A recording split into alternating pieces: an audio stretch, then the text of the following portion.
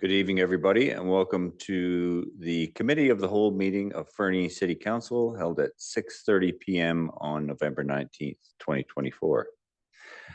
I'd like to acknowledge that the City of Fernie is located within Kukinamakis, the unceded territory of the Yakitat-Nucleat First Nation. We recognize that we live and work within their vast lands. Akanahunik are from Yakitat-Nucleat and are members of the Ktunaxa-speaking peoples of British Columbia, Idaho, and Montana. Before I call the meeting to order, I'd like to congratulate longtime local businessman and community builder Mike Delich on his induction into the Mackenzie Investments Canadian Ski Hall of Fame on November 15th at an event in Montreal. And Mike was inducted as a builder, and he has certainly contributed over the years to alpine skiing in this community, this region, and across the country. So congratulations to Mr. Delich. I'll now call the meeting to order and ask for approval of the agenda and late items under the following staff recommendation. That a late attachment for item 6.6, 2024 Community Grant Partner Presentation, Fernie Heritage Library, and late item 8.1, Affordable Housing Reserve Elk Valley Family Society be added to the agenda, and that the November 19th, 2024 Committee of the Whole meeting agenda be adopted as amended. Moved by Councillor Hamilton, seconded by Councillor Audia Kelly. Any discussion? All those in favor? That is unanimous. Thank you. I'll now ask for a mover and a seconder that the minutes of the August 20th, 2024 Committee of the Whole meeting be adopted. Moved by Councillor Hamilton, seconded by Councillor Nixon. Is there any discussion? All those in favor? That's unanimous. Thank you. I'll now open the floor to public participation and invite any members of the public in attendance or participating electronically who wish to comment on items listed on the meeting agenda in accordance with section 3.7.3 of the procedure bylaw to address council, except speakers must not address council regarding a matter for which a public hearing must be held or has been held pursuant to the Local Government Act prior to council's consideration of the matter or adoption of the bylaw. Speakers must not address council regarding a permit for which public notice must be given or has been given pursuant to the Local Government Act prior to council's consideration of issuance of the permit, and a speaker may only address council for a maximum of 3 minutes. So I'll look to the gallery and ask if anybody would like to present at this portion of the meeting, public participation. And seeing none, I'll check with Ms. Rhodes. Is there anybody online? Again, seeing none, that moves us right along to item 6.1, a quarterly report from our local RCMP detachment. Welcome.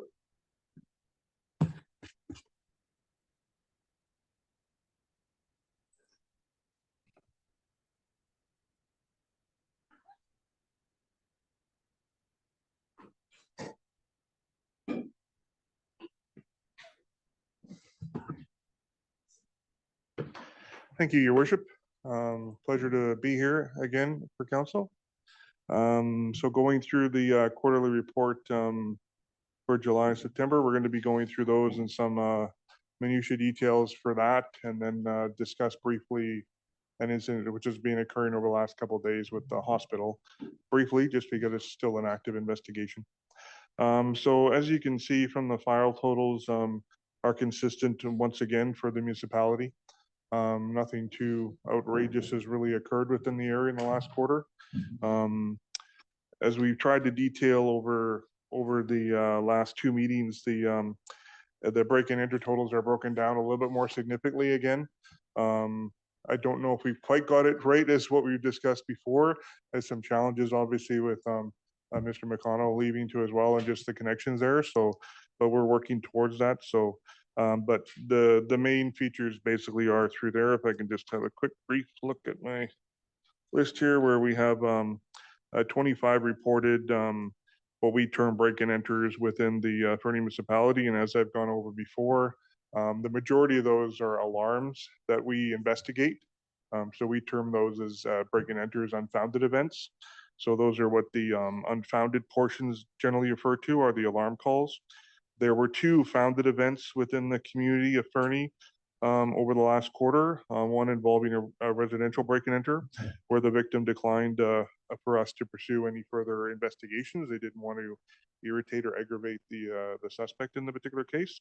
And then there was a founded break and enter that is fairly well known at Gear Hub, where somebody came along and smashed the front window, took a couple of articles from the business, and then left. We did identify who that was, did media releases, et cetera, and we're trying to gain more ground with that, but unfortunately we weren't able to gain any further evidence to point towards him.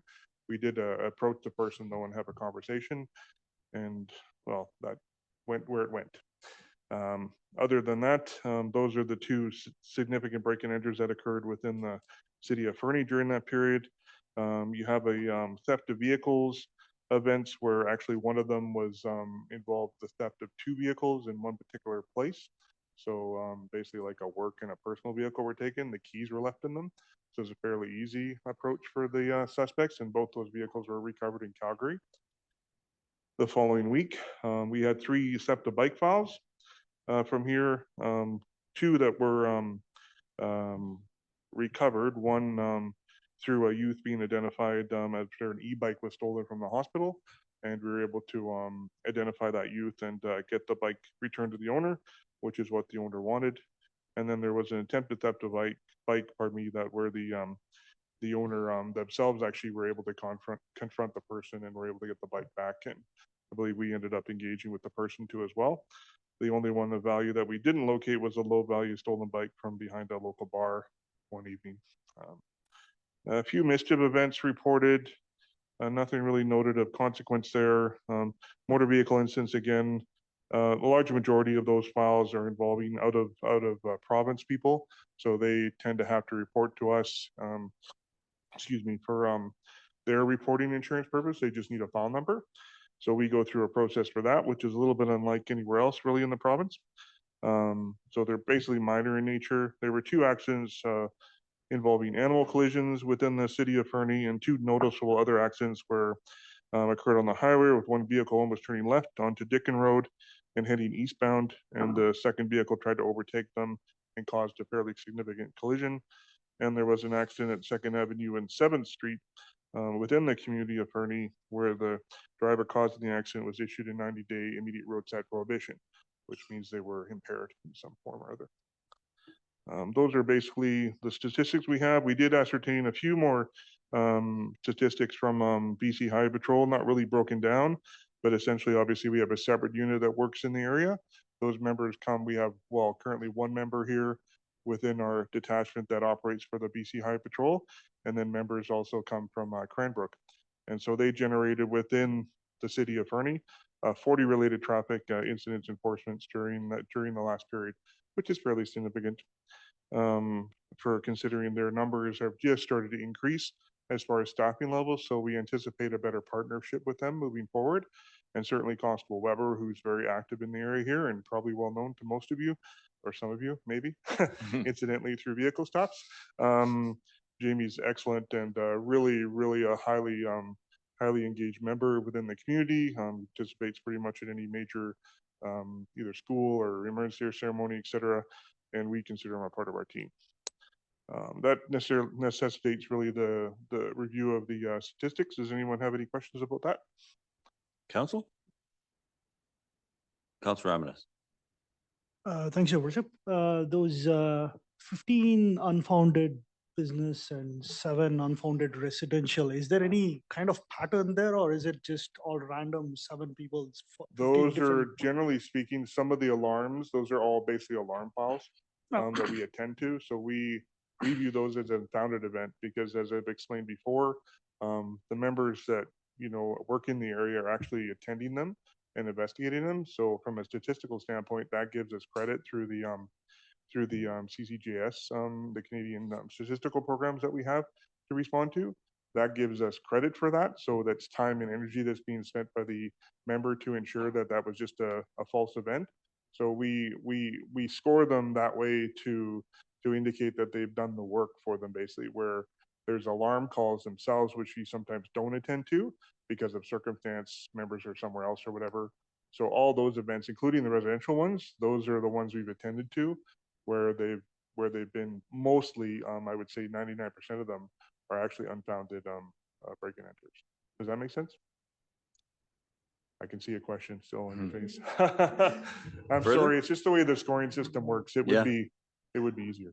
Sorry. No, go ahead. Yeah, just so those 15 events, let's take the businesses, for example, 15 Yes. unfounded events. The Are there 15. 15 unique different businesses or are there repeat offenders? At times there are repeat offenders within that.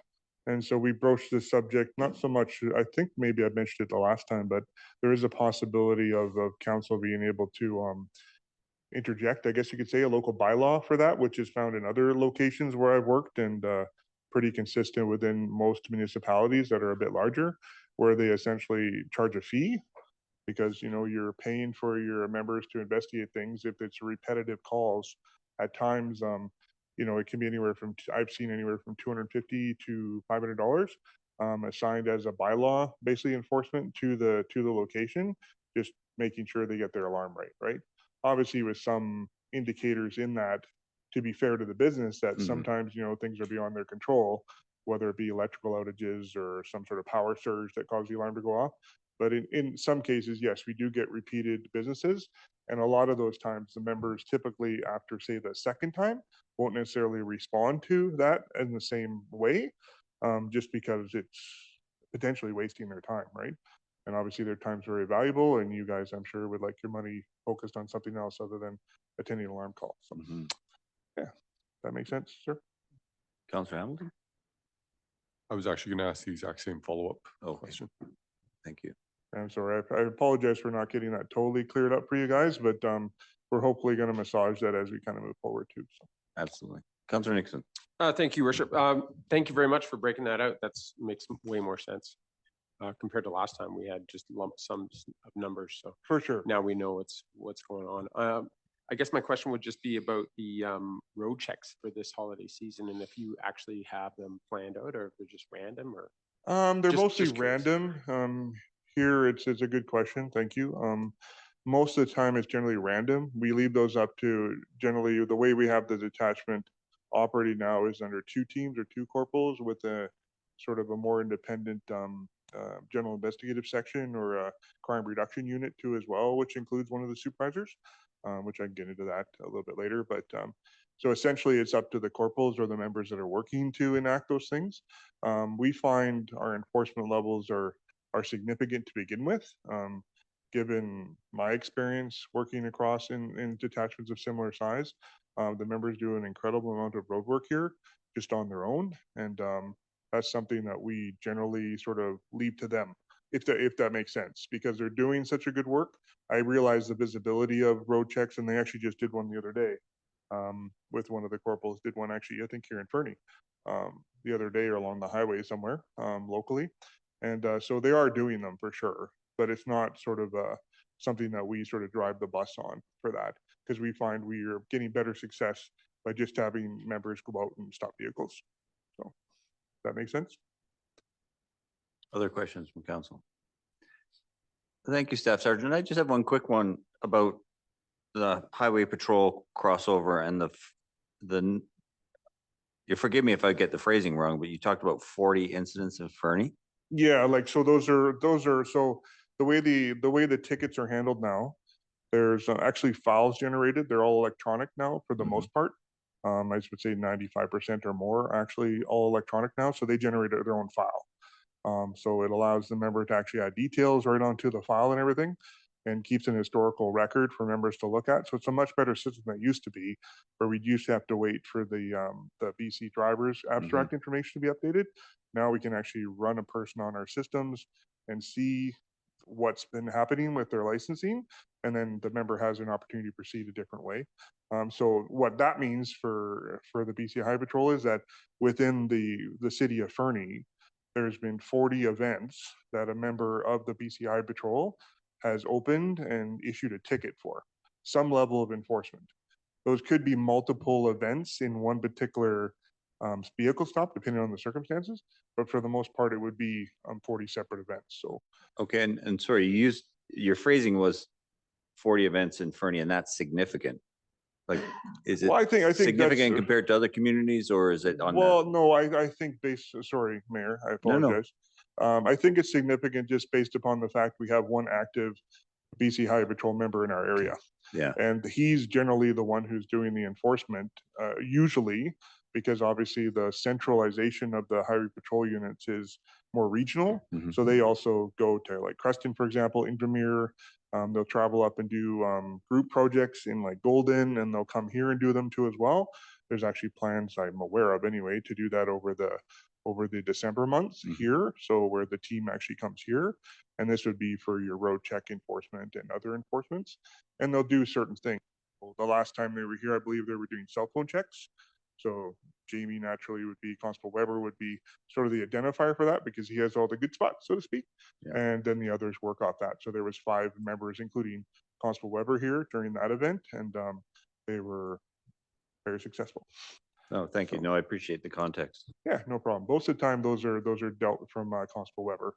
And we're hoping, I think we believe there's a transition happening with the other member that is deployed here for Highway Patrol, that they're moving towards potentially another, well, either retirement or otherwise, but that's going to take some time. And he's been going through some medical concerns, so that's natural enough. But we're happy and really satisfied with the work that Constable Weber does in our area. So Thank you.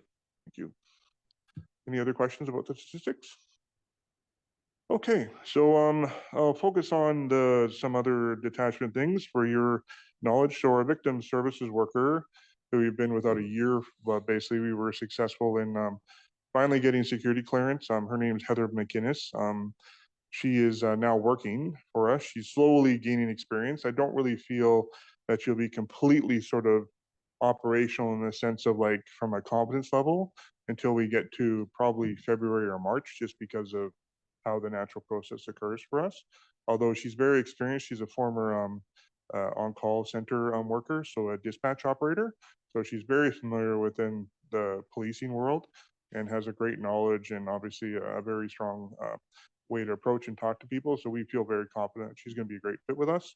Her office was transferred or moved, pardon me, up to the Sparwood detachment, because overall that was a better situational safety thing for not only her but also the people coming into the building to visit her.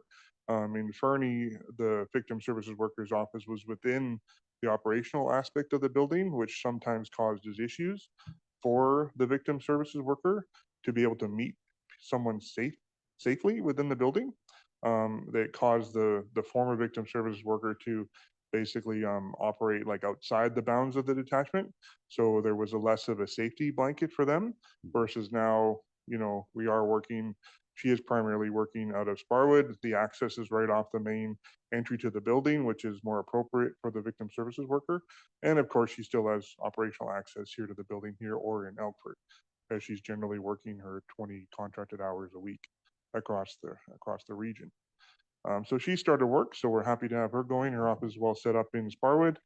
And then from a staffing perspective, there was 2 vacancies on the municipal side that have been ongoing for a significant amount of time. As we talked about before, those have been filled, as I think I mentioned in the last meeting. And good news is the 2 members are actually here right now doing their house hunting trip. So we're hopeful that they'll be in place at the latest by February. So hopefully before then, we anticipate earlier, but I'll just give you that timeline just to keep everybody happy.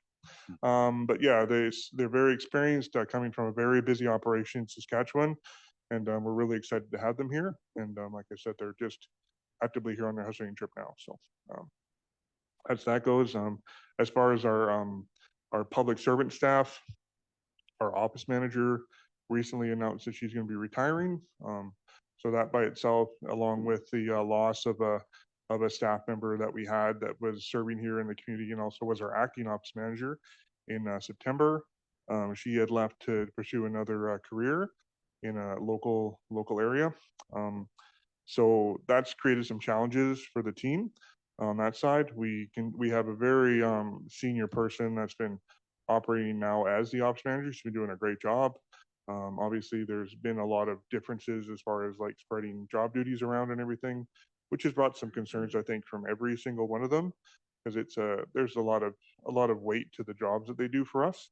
That's beyond what you would normally think from an investigative standpoint, whether it be like the court entries or court handles, exhibit custodians, which is handled by the public servant staff just for reasons of continuity. So all those things are relevant to us. So there's actually we've got one position, our part-time position for Alfred is hopefully going to be filled in the next week or so officially. And then we're actively looking for the other workers to fill the remaining 2 spots now that we have. So we just sort of narrowed it down to the absolute tasks that they have to do, which are basically the 4 main ones, whether it be our Canadian Police Information Center system entries, which is our CPIC system, which allows members to run people when they're on the road or check people for warrants and driver's license, et cetera. Those things are implied from here. Are obviously our exhibits, our court handle, and as well as our records handle, which your Fernie municipal employee actually does the bulk of the work for us. And so that's good for her because she's really enjoying that work. So, and those are the things for those. As far as anybody have any comments about that? Sorry, before I move on. Okay.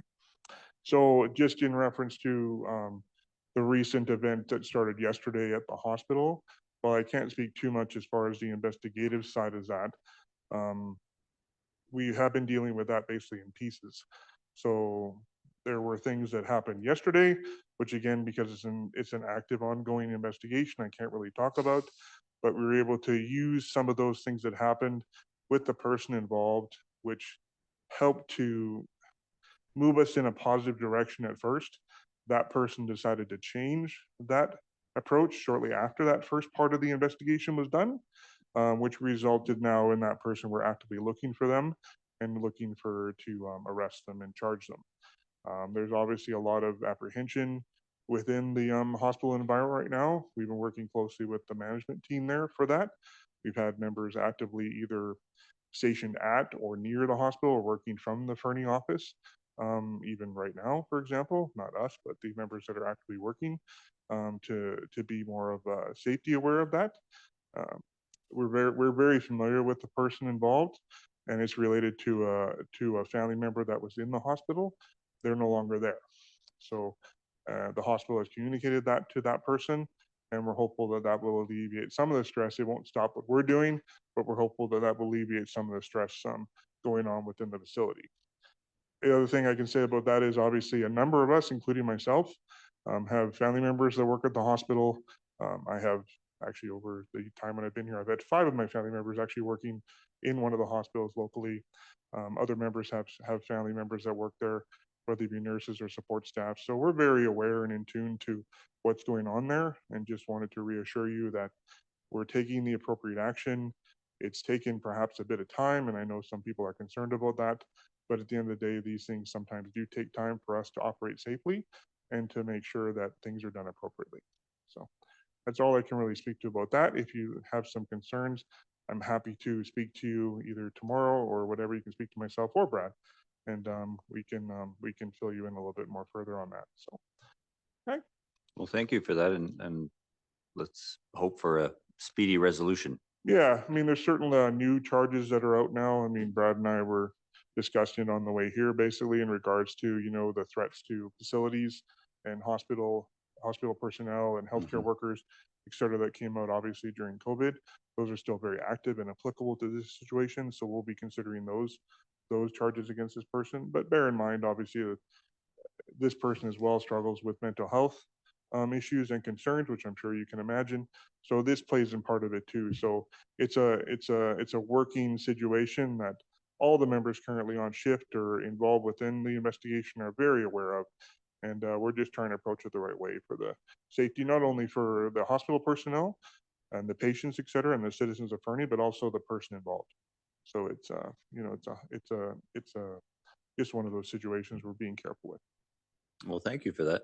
Any other questions or comments from council? Staff Sergeant? Okay. Brad? Sergeant Gregory, I'm sorry. He was here too Sergeant as well. Gregory. Thanks you for very coming much. out this evening. Thank you. Very It's much great to speak to appreciated. you again. Take care. Thank you.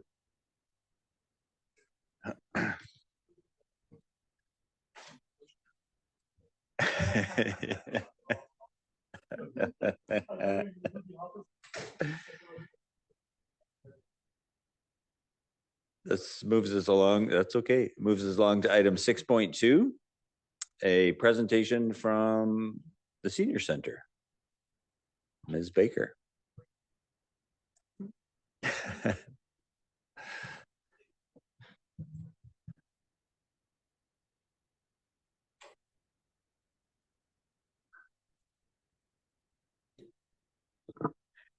Hello, thank you for having us this evening. I apologize for my outfit, but I ran here from coaching soccer, abandoned 10 very rambunctious 10-year-olds in Max Turk and said good luck to the other coach. But my name's Courtney Baker. I'm the administrator here at the Senior Center, a building we're all very familiar with as we're sitting in it. I think one of the larger things to remember about this building is that it is a lot more than a building. It is a very well-used gathering space by many members of our community, not just members of the Senior Center. It is extremely active. As you can see, now we're at 48 hours of programming per week. That goes from 9 a.m. till whenever the quilters leave at sunrise. So it's very, very active. It's very diverse. Apart from our social and recreational and physical programming, we do host quite a few collaborations with community groups, the Juice Box Socials, various lunch and learns, the senior tech tutoring with C-Ball, a few others that are escaping me, although they're very important as well. Yes, so, and then of course we do have the cafe, which is open to everybody in the community. Membership, you have to be 21. That is important. That was the legal drinking age in 1959, apparently, and we maintain that 21-year drinking age.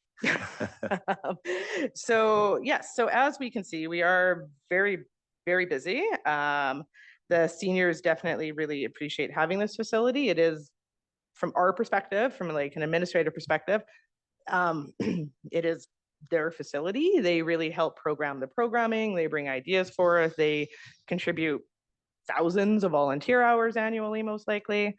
So really there's a strong attachment, I think, to this facility and what it offers to people of all ages.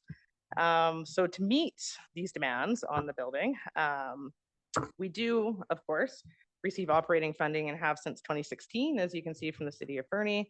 It has fluctuated over the years and has remained stable at $27,000 a year since 2021.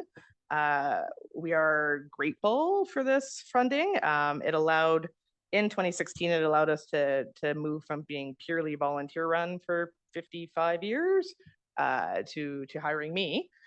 So thank you for that. But aside from that, it freed up people who were dedicating a lot of their time to doing what I do, to actually participate in programming and make better connections, and to really focus their skills on ensuring this facility and the programming and everything that the company's at runs smoothly, and they can enjoy it and not have to worry about sweeping and stuff. So we're very grateful for that support since 2016. As you can see in 2024, if we go to the first of the pie charts, we do predominantly earn our revenue through a variety of sources. A lot of it is the kitchen, of course, and then a few other things add to that earned revenue aspect. Memberships, we did raise $5 this year, so memberships are $25 a year.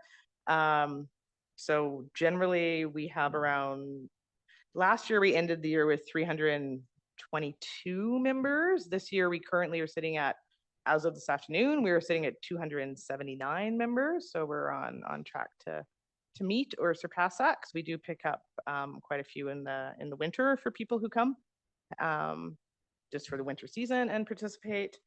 Grants do make up a small portion. Last year we were unexpectedly blessed with a lot of donations, which was great. So the donation amount for last year is a bit wonky, which is lovely, but we don't anticipate that level of funding. As you can see, our expenses roughly. We did have a bit of revenue last year, $3,000, $2,000 or so. Wages do take up about half of that. There is myself, and then we have a kitchen employee. We did recently hire a third employee to help out in the kitchen, which is obviously not reflected in 2024. And then the building operations, members, all these other things add up to that 100%. Looking ahead right now, our fiscal year does run June through May, so it doesn't exactly line up with everybody else's. So we're a bit smack dab in the middle of our fiscal year right now. So we are on track definitely to surpass last year. The $5 membership increase is helping that out a little bit for sure. We did increase the rental costs to $150 this year for members. There is a lot of additional costs, as we all know, between janitorial and food costs and everything else. So the rental rates did go up $50 across the board for members and non-members alike. As you can see, memberships are tracking very well as well. And then expenses, they're there. Life costs money, but we are doing pretty well with those, especially considering how much groceries and whatnot have all risen this year. And we don't, our food prices to the public are something that we do try and keep low so that meals are accessible to everyone who is able to partake in them. The building fees are a bit low. We did also spend, and we're just waiting for the invoice, and it would be lovely to get it off our books. We redid 3/4 of the kitchen countertops for just under 10,000. So our building expenses to date would be more like 26,000. But it's not reflected there as we have yet to receive that invoice. Moving over into the budget, we do always budget rather conservatively. We did put in the $5 membership fee raise, the slight rental fee. There is 30% increase for grocery costs because we all know what that's like. We do have the increased wage costs for the one extra kitchen employee who is part-time. And then we do have replacements that would be, or building improvements, sorry, that would be great to be grant funded, but if they're not, we will proceed with them anyways, being the fireplace insert, some handrail exterior maintenance, finishing up that one kitchen counter. So yeah, some smaller ones that we are willing to take on the cost for. So we do anticipate those to be around the $20,000 mark, give or take, this year. So right now we're looking at about 156,000 for our operating budget this year, with a bit of a contingency at the end. And then it's just more numbers, unless anybody has any questions. Thank you, Ms. Baker. Councillor Ramirez. Thanks, Your Worship. Really excellent fiscal discipline there. Oh, thank you. Yeah. So you said there was a one-time sort of a bonus grant or something this year. If that goes away, what's your plan to make up for that shortfall next year? Sorry, which grant? The donations, I think. Donations, you sorry. said was unexpected windfall.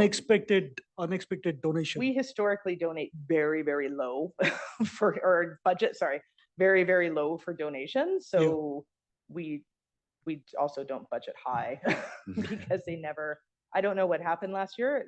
Life was very generous. And we did a lot more getting out there and participating in things to get donations for certain things.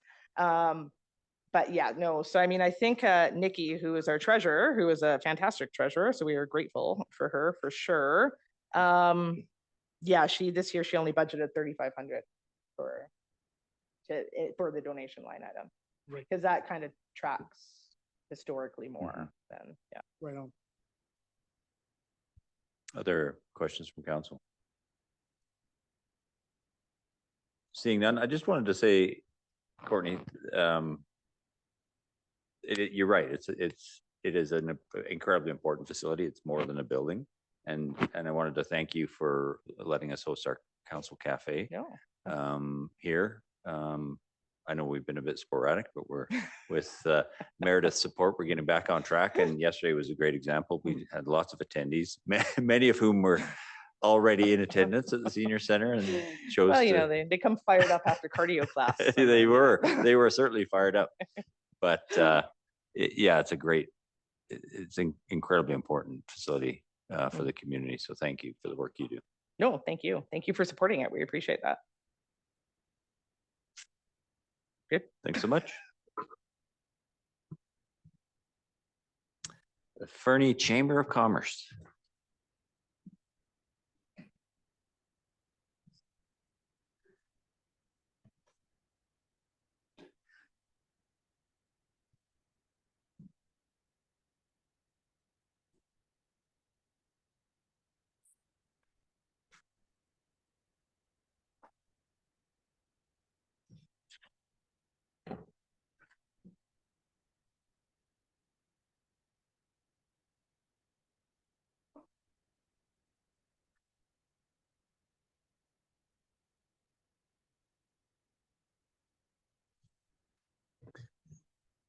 Welcome. Yeah, thank you for having me tonight. You know, presenting is my favorite thing to do, so bear with me. Not as funny as Courtney. So Wendy McDougall, Executive Director at the Fernie Chamber of Commerce, and I'm here today to present on the operations and activities at the Fernie Visitor Information Center. So just a bit of history or background if you're not familiar with it. So the Visitor Information Center is building and land is owned by the City of Fernie. The land was donated by the province of BC to operate as a tourist information and interpretive center. And if it doesn't fulfill that need, it will revert back to the province. Just need to move this screen a bit. Okay. So the City of Fernie and the Chamber have had some form of partnering agreement for municipal visitor information services since the 1970s. So the Chamber has been around since 1902, which precedes sort of tourism organizations and destination management. So it's pretty common to have Chamber of Commerce provide those services. Our current partnering agreement is for 5 years and it expires at the end of 2025.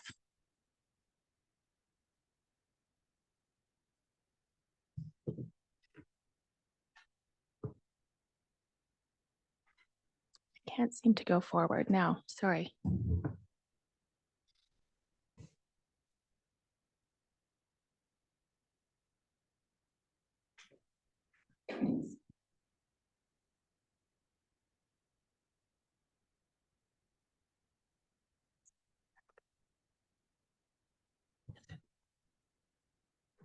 Okay, so as outlined in the partnering agreement, we do provide visitor information services, and we have to abide by the standards of Destination BC.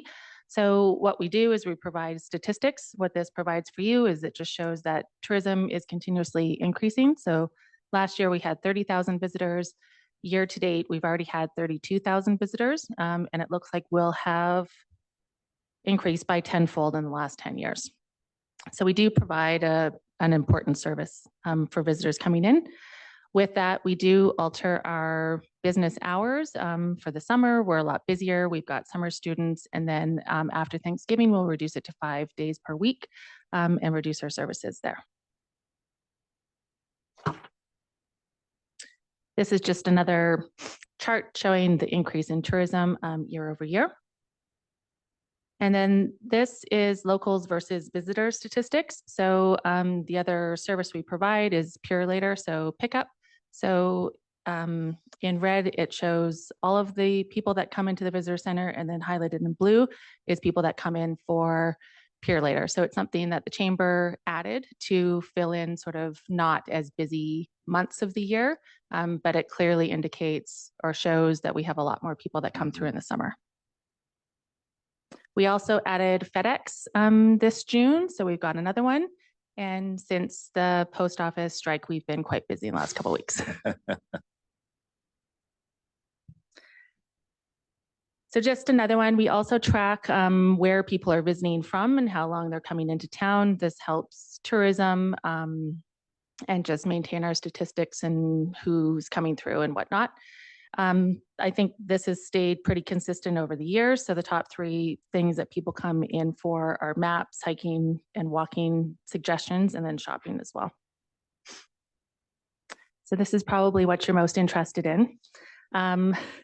So this is our budget. We do operate on a calendar year budget, so I don't have the numbers for 2024 yet, but I've provided our budget and then how we've done over the last couple of years.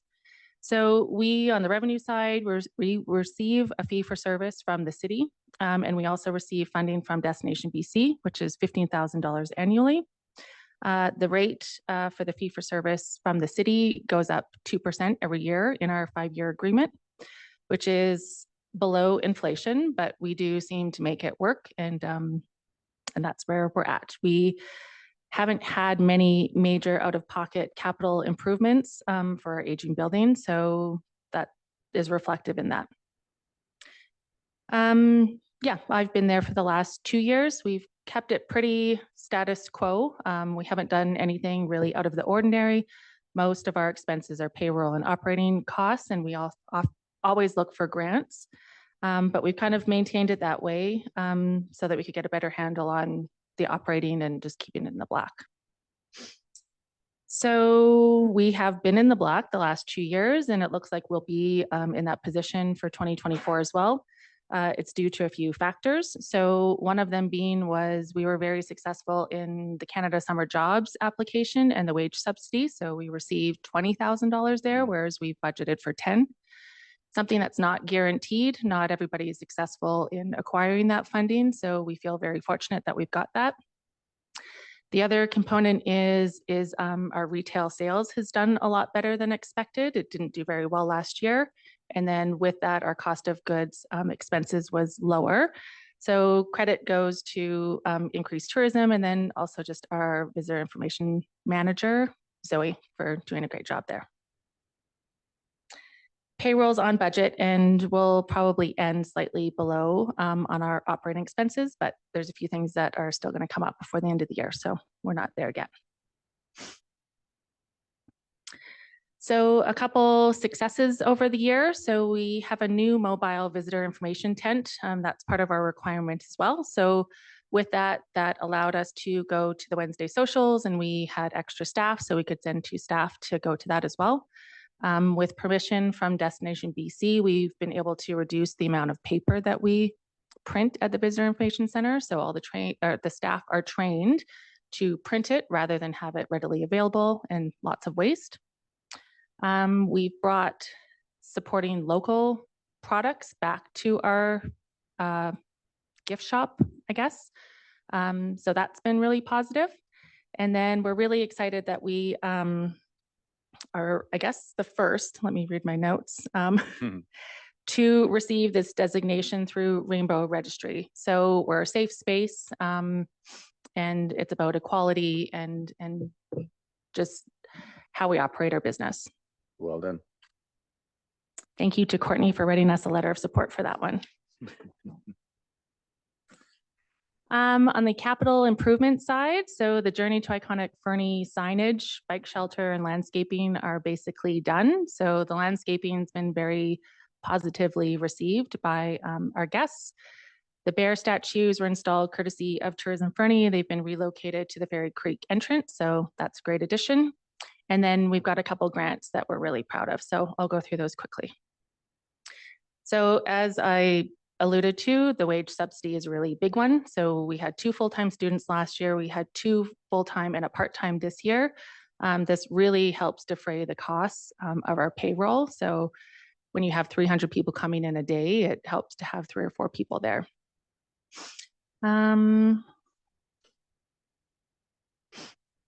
Oh, and I did want to do a shout out to our summer students. So all 3 of them were locals, and they were returning from university and to come back for their summer. So it was a really nice, friendly opportunity for them to share their local experience with the guests that came in. This is another really exciting one. So we received $40,000 from Destination BC to do the Visitors Experience Enhancement Grant. So we have partnered with Tourism Fernie, Ambassador Wild, and Dinosaur Valley Studios to bring a life-size mold of the ammonite into the Visitor Information Center. So for those that can't make the trek up there, they can come and see the ammonite, gain information about it, and it's just a great addition to our facility. So construction has started and it'll be done by March 2025. This is another exciting one that's been a bit more labor intensive, but the air quality has been something that's been top of mind for me since starting the position for our staff. Because we're on a boiler system, we don't have a lot of air circulation. So we applied for this grant through Columbia Basin Trust. And so it's meant to improve the air quality and energy efficiency. So we went through phase one. We had support from Brett and from Trent, and we had an engineer come out and assess the facility, and we've made it to stage 2. So he looked at our system. Our boiler is 36 years old, which is 9 years past commercial life expectancy. So he felt that that was at a critical failure risk. So these improvements would be very beneficial to the facility. We would reduce our cost of operating and energy efficiency. So it's quite a big bill, and the grant would cover 75% of it, and then the city would cover the other 25%. So we're hopeful that we'll be successful in that one.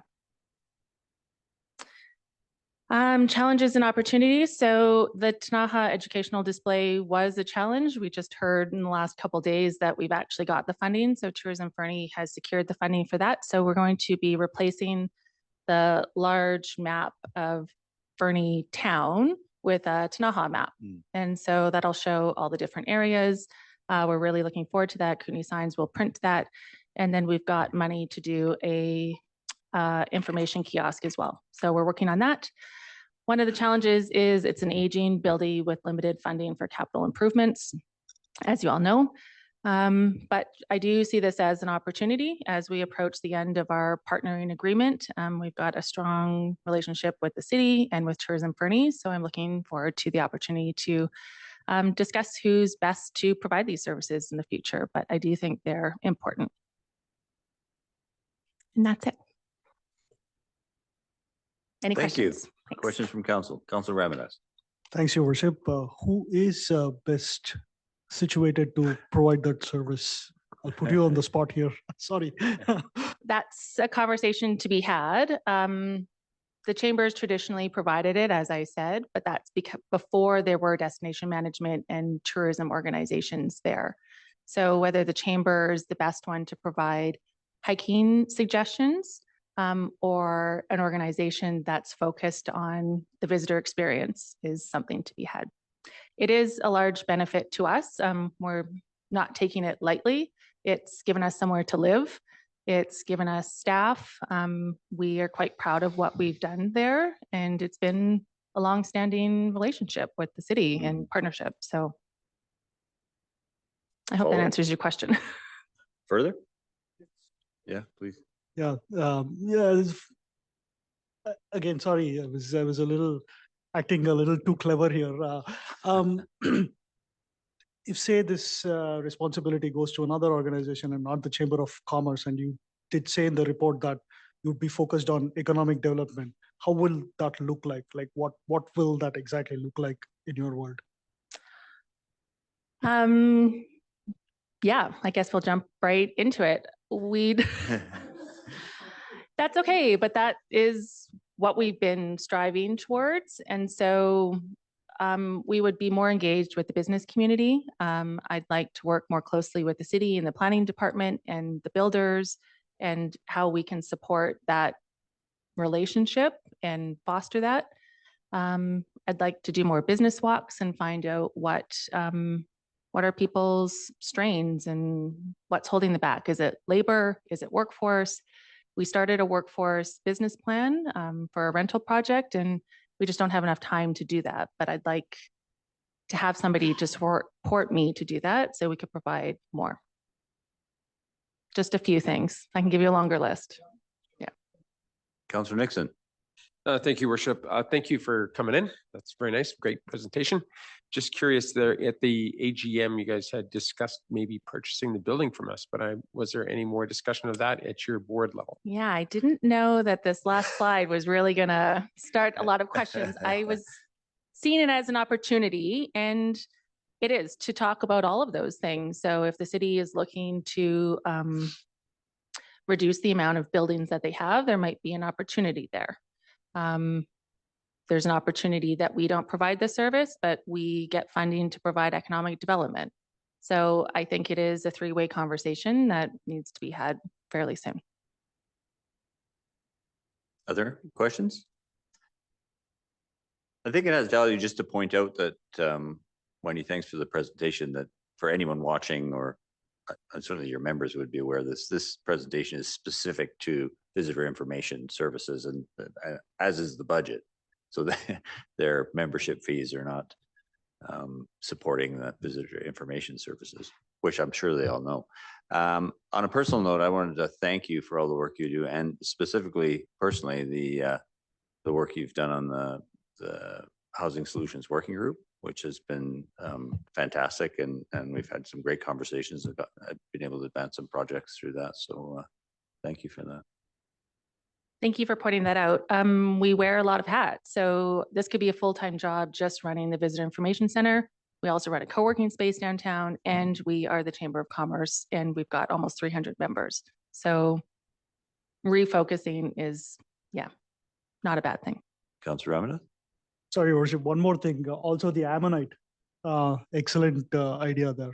No, none of us can figure out where Ammonite hike starts, so that's a great addition. And the credit has to go to Zoe, who's our visitor services coordinator, and Tourism Fernie for supporting us there. So Tourism Fernie shares the building with us. We live in the same building. They've been very supportive when there's grant opportunities, and it goes both ways. So Thank you. Thanks very much, Wendy. We move on to the Fernie and District Historical Society, and welcome, Mike. But before you begin, I just wanted to turn to our CAO actually, and so everybody, I think, has a partnering agreement, except Senior Citizens Center. Is that correct? One that is active and current. That is correct. Yeah. Your Worship. Okay. So, but are we moving to formalize agreements with all our partnering organizations? We would like to, and after completing the most recently executed partnering agreement with the Historical Society, we'd like to use that as the model moving across. And so based on discussions and dialogues with council through budget, we can look at how we transition that funding and those discussions then into the agreements that are created. Okay, thank you. I appreciate that clarification. Mr. Palmeric, welcome. Yeah, good evening, everyone. Good evening. My name is Mike Palmeric. So I'm the president and board chair of the Fernie and District Historical Society. So thank you for this opportunity to update. We are in our second year of the 3-year city agreement, and that's a critical support agreement for our society. So thank you for that. We're also we've just finishing up 2024, our first full year of our new 3-year strategic plan. So we'll be able to update our KPIs on that early in the new year to the city. So it's nice to have those goals in focus this year. I'll talk a little bit about finances first and then go into the highlights. So our fiscal year is calendar year. So we did have I'll call it a manageable deficit in 2023. And we had some contingency funds that were able to cover that. For our budget this year, we're trending negative again, unfortunately, not as much. The key thing for our operations is that we do rely heavily as well on also fundraising and donations. And so that's key for us to put on events at the museum in particular. This year is a highlight year for us because it's actually the 60th anniversary of the society. It's been going since '64, a long time. It's been in various homes in the community over the years. But we've actually been, as of last year, was the 10th anniversary that we were in the current building, the home bank building. And with the city, we have a 25-year lease agreement on that building. So we're doing our darndest to generate lots of activity in the community and fundraisers, and the 60th will be important. We have had to reschedule our big 60th event to February this year, and actually it was going to coincide coincidentally with the city's 120th anniversary as well. But we're going to do that in February, big 60th anniversary, and as well acknowledge the city's 120th. So in good news though, and this is helping our finances, the museum had a record year for attendance. It was a 66% increase over last year, and we've actually returned to pre-COVID levels, 2019 levels. So that was very encouraging news. The other really I think is amazing staff, because we essentially have 2.5 full-time equivalents. So we're trending that we'll be open 352 days this year. So that's great support. And of course, being open is important. We're an important downtown location for visitor services as well. So in total, we had just over 13,200 people go through the museum. Key one there is we actually changed to a donation only strategy, which I think has really helped, but that's also helped our membership a bit too, because you can donate, and also if you donate enough, you get a membership. So it's worked out well that way. 112 requests for archival and research support. That's a key function that we provide to the community, whether it's the city or visitors or academics. We outline that in our report. And we had, it was a busy year. We had lots of exhibits in the museum. We had a very successful Chautauqua Festival in September. I'd like to highlight that that's a key one. We get federal funding for that, almost $20,000. And I really take a lot of satisfaction out of writing checks to well over 15 to 20 local groups, artists, performers, organizations that we can support in the community with that festival. So, and that's bringing in outside dollars, which is great. So that was the 10th anniversary too for Chautauqua. Currently our local exhibit is Tom and Marsh Ferran. They're a well-known local Fernie couple. So I encourage you to come by. We've got an online auction going on right now that ends next week. So the artworks are quite fantastic. Thank you for a number of members of the city showed up at our opening. Got some good deals on artwork. Mm-hmm. And I guess particular interest maybe for the city, the direct activities that we do with the city. We did sign that transfer agreement for the Crow's Nest coal archives. So we've made big progress. You might have seen it in the basement if you go down there, especially in the vault. We've cleared out many of the archives. We're not quite finished yet. Part of that is we're actually repurposing the old boiler room in the museum to be water, fire, flood, temperature, humidity, all a controlled space, because we want to ensure the integrity of those archives. And so that's key. So we've still got some more work to get that room finished. But part of that is that we've done a big joint project with the city over the last number of years and Heritage BC, a SIRP grant. So there was all the hazardous materials remediation work that happened in the museum. That job was complete, and we were actually $78,000 under budget on the SIRP side. So we were able to get an extension on those funds this year. And I want to thank the city, Brett and Alex and like Erica from planning, because we were able to get a permit in place. And we were able to use that extra money, one, to repurpose that room to make it a better storage place for the archives. But as well, you might have noticed that there was some pretty heavy work that happened starting on the old sandstone blocks on the south side of the building. So that was, it took care of some really problem areas. There was some thresholds that got replaced with granite in particular. But we're starting our next phase after this SIRP is done. Next year, we'll see if we could get some more capital and type improvement grants, because we do know that the outside of the building needs some attention now. And there'll be still some work in the spring. They weren't able to quite finish up on some stonework and brickwork. So that was encouraging news. The society as well, we have a seat at the community working group for the fire hall. So we're hoping to provide some historic perspective there, and maybe even like a historical display in the new hall. We'll have to see. And other keys. Yeah, I guess, is there any questions? Thank you, Mike.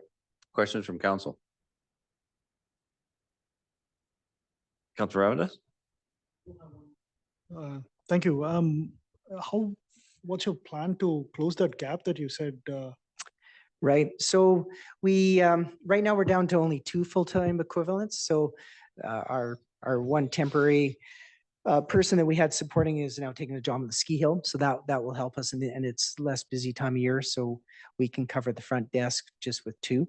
So staffing really is our key operational expense. And that's where we can control that expense. So I would like to point out the RMI funding that the city administers. That's really helped us on our last couple of exhibits. So that's been a good help as well. But basically, we just have to control our costs because we, like it was said, donations you can't rely on. We can rely on fundraisers, and the 60, I think will help for sure. That'll be a good event in February. So. We did have a very successful sidewalk sale. It was very good for community engagement this summer, where we had records and books, and it was all set up on the sidewalk for 3 days there. And we had vintage music playing, and we raised over $2,000 just at that event. So I would like to acknowledge too Corey Dvorak, our museum manager, executive director, and Lindsay Valance. They carry a big load. They're our 2 full-time staff. So. Thanks to them. Oh, thank you, Mike. And particularly impressive, the $328,000 you raised for building improvements and came in $78,000 below budget. I mean, that is particularly impressive. So thanks for that. And I've always enjoyed your exhibits, particularly the Schools Out Forever, and not least of all because it had a picture of me in high school. So thank you for that. Yeah, I quite enjoyed the beer one and the historical pub crawl that we did. And now actually that has morphed into a historical hotels tour. And we also added like a cemetery walking tour as well. And then we even did a partnership with the seniors hall, and we did a bus tour where we converted one of the walking tours into a bus tour for them. So excellent. yeah. Yeah, and I'd encourage you to take the quotation marks out of the ghost tours because they're incredibly popular, and everyone who's been on them talks about them for a long time afterwards. So yeah. Lindsay is quite a character. Yeah, isn't she? Yeah, a real resource. For sure. Absolutely. Thanks so much. Thank you. The Fernie District Arts Council.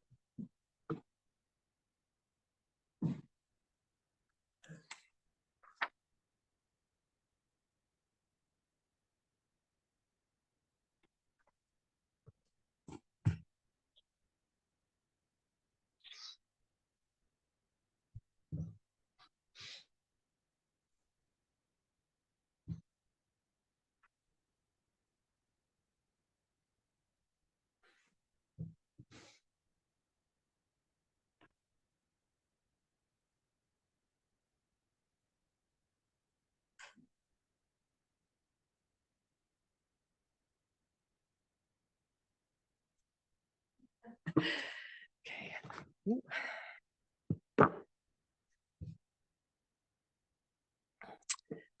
Good evening, Mayor and Council. My name is Louise Ferguson. I'm the Executive Director for the Fernie and District Arts Council, and we manage the art station. Thank you for the opportunity to share updates about our organization, including our achievements, financials, future plans, and some challenges.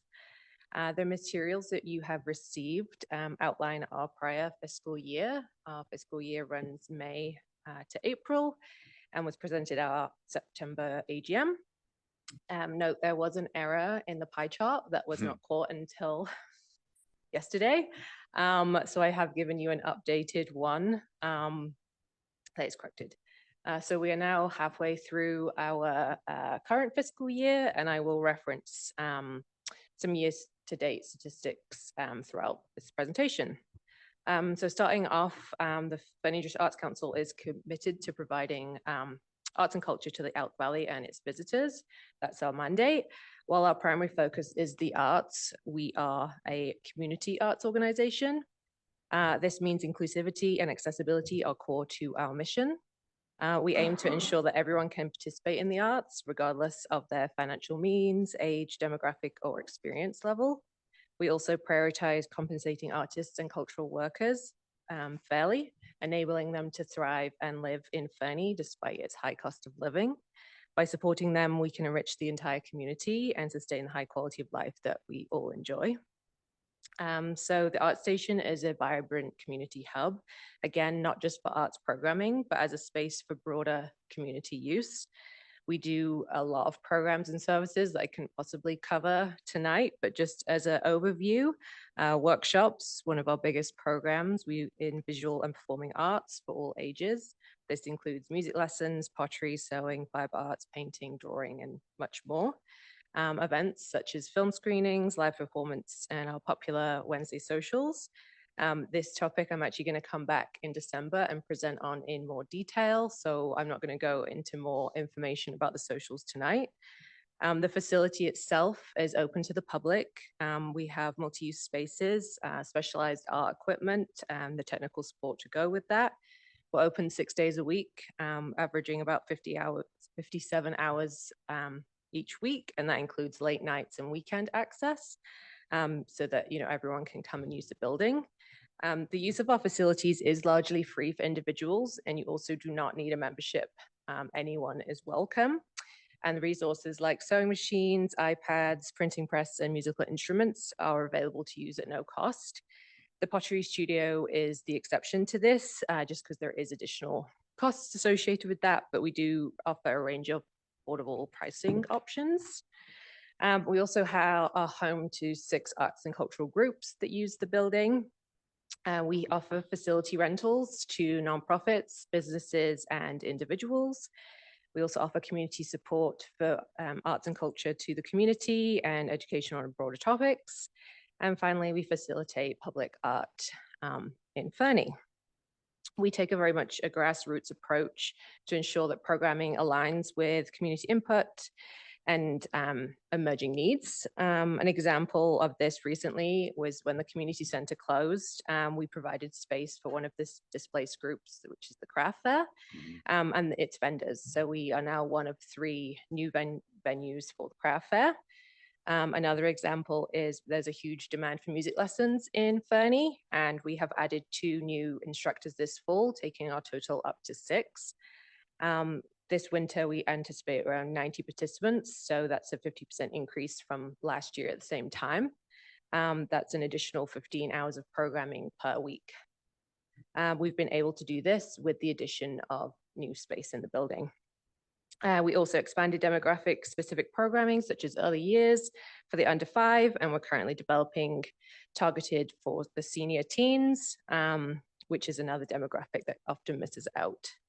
Our Pottery Studio continues to be one of our most popular programs, and just the demand just never ceases. We're midway through this year and we've already matched our numbers from last year.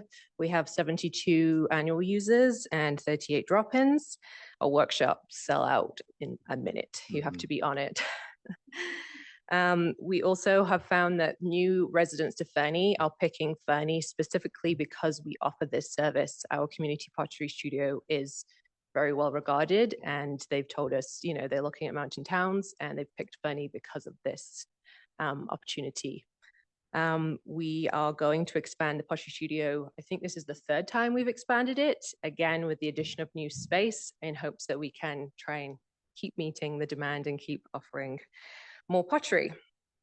In our report, we've outlined the progress we've made in our strategic priorities, and I'm proud to share that we've achieved some significant milestones.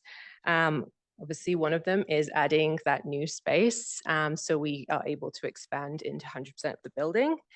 We've completed new murals, one on the Fernie Legion and one in the arena. And we've updated important governance tools like our bylaws and operational procedures. For next year, we are going to be developing a robust donation and fundraising strategy to hopefully support our sustainability. We're going to solidify our plans for maximizing the potential of the new space particularly in to generate more revenue. And we're going to finalize and implement our Indigenous engagement policy to strengthen inclusivity and respect in our practices. And finally, we want to advocate continually for arts and culture, be a key element in the upcoming renewal of the OCP. And we will continue to champion the development of public art policy and broader arts and cultural plans to ensure that creativity remains at the heart of our community. So now on to the funding. Just gonna bring us to the pie charts. None of what we could do would be possible without the support of our funders, volunteers, and partners like yourself, the City of Fernie. We want to thank you for your continued contribution. This includes our operating funding, which is $40,800 annually. This is around 10% of our budget. It does vary each year. Our budgets have fluctuated, and our budget for this year actually had to be reduced quite dramatically as the grant landscape changed, but it's still around 10%. We also obviously get the in-kind support of the building and initiatives like installation of the Fernie Banner project. We're very excited to have an operating agreement. This is actually the first one we've had, so it was great to have that stability as well as our new lease finalized, and they were both also strategic priorities of ours.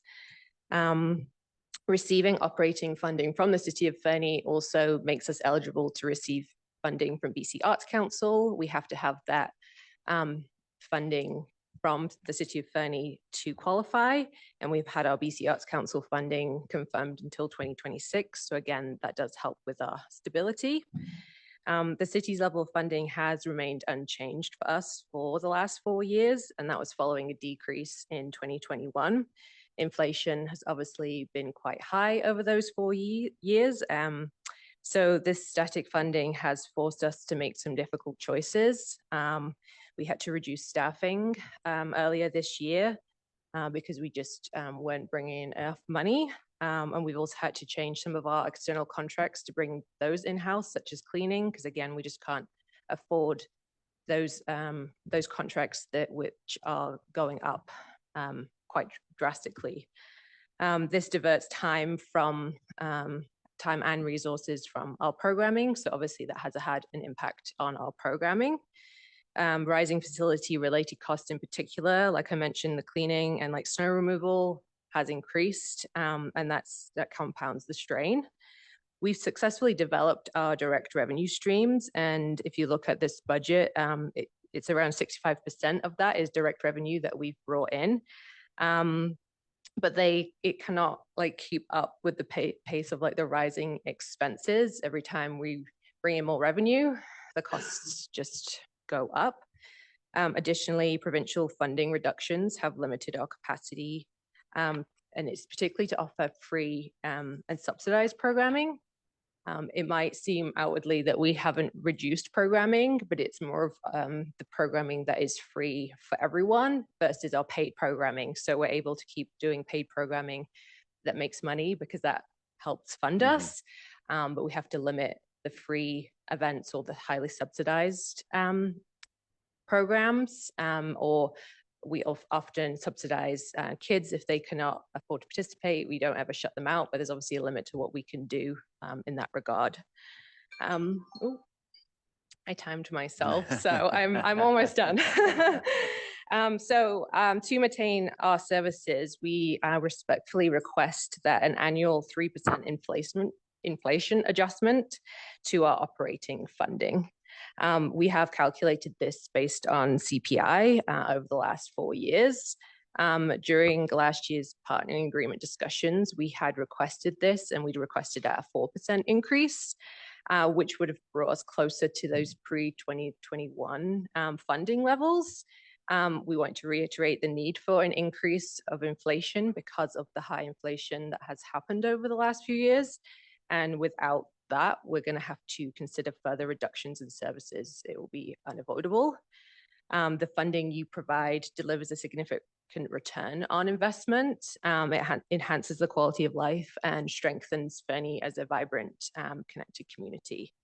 I thank you again for your time and continued support. And I look forward to any questions. Thank you. Questions from council? Councillor Artie Kelly. I had a question, Louise, about, or sorry, should be calling you by your first name. The partnering agreement, in particular, the service levels. I understand that there were some difficulties and perhaps some differences of opinion regarding, in particular, item H of that agreement, that the Art Station and Council will be participants in major city events. For example, Truth and Reconciliation, Canada Day, etc., as planned and agreed to in advance. And I understand that maybe our interpretation is that you would be part of the planning and part of the event, and perhaps that wasn't, I'm struggling for the word, wasn't mutually agreed. So I'm wondering sort of about that and how we can maybe come to a better understanding of what that looks like. Yeah, for sure. When we went through the partnering agreement, you know, there was a back and forth and we discussed different points. The 40,000, you know, 800 that we receive, when you break it down, what it actually goes towards is facility costs, snow removal, cleaning, maintenance, and that eats up the full 40,000. There really isn't money like within that that goes towards programming. Of course, that money helps with the facility costs, which does subsidize the building, so therefore does subsidize the program, but the money doesn't directly, you know, pay for staffing or art supplies or, you know, art instructors for programming. When we were doing the partnering agreement, that clause was discussed because I brought it up. There was another one in there about the Wednesday socials. Again, this funding does not pay for the Wednesday socials. It's just not enough money. 40,000 does not go very far. So it was discussed at that time, and I had asked the question at the time what that meant, and I was told that it meant that it was expected that we attend the events as like have a representative there. So for Truth and Reconciliation, there would be an Arts Council representative, which there has been. And the same for Canada Day, it would be like have someone attend like the reconciliation walk. So that was our understanding of it, because we just don't have money or capacity to be able to add an event. And actually that's why I'm coming back in December to talk more specifically about the Wednesday socials, but also special events in general. And spoiler alert, free community events don't make any money and cost a lot of money. So we just don't have the capacity to add an event. And we are very much in a position like the City of Fernie, if you want us to do something extra, something else has to go. So, you know, if we were to participate in the organizing of Canada Day, what goes? We already have had to cut programming this year, as I mentioned. We had to reduce staffing. So we don't have any wiggle room on that. So for us to be involved in a major event, we would need more funding to be able to significantly help. We do offer the City of Fernie any, you know, if they need performer recommendations, you know, what you should pay performers, we offer that kind of information, connect them with arts instructors. So yeah, does that answer your question? Thank you. Other questions from council? Thank you, Louise. I wonder, you've referenced a couple of times the endowment, and I fully appreciate it's not a huge amount of money, but is there an investment strategy associated with that endowment in an effort to grow it? No, there currently isn't, which is why it's one of our strategic priorities. We do, I think it's around $9,000 that we receive from our endowment, and whoever set that up initially, we're very grateful for the endowment. And so part of our strategic priority was to come up with a strategy, because we do think for our longevity, having a strategy to build that and therefore get more money back that is unrestricted to us would be a great help. We just went through the Columbia Basin Trust nonprofit program for a second time, and it was one of the areas that we needed help with. So it's one of the priorities that they've highlighted, and it will be the first one that we will be working on with them next. It's one of those things that it never quite makes the top of the list, and yet it is very important for us having like a sustainable funding source. So yeah, that will be one of the priorities we're working on with some outside help. Thank you. Councillor Ramirez. Thanks, Your Worship. I was glad to hear that you're thinking about, increasing your revenue stream somewhere like, bear with me, I don't want to sound like a crass capitalist here, but that's where your struggle is right now, where you have lots of events that you offer and you're not able to monetize them as well as you could. So kind of my question is like, what are the ideas that you're thinking right now to expand your revenue streams here? So just to be clear, when we talk about the events we can't monetize, it's because we want to keep them free for the public for our mission, right? A free community event is important. We can't really monetize those. I mean, we do bring in revenue from those, such as beer sales, and that is one area that we've already developed, right? We have a primary liquor license for the art station so that we can sell liquor. Liquor helps fund the arts. And so we are currently going through the process of expanding that liquor license into the new space.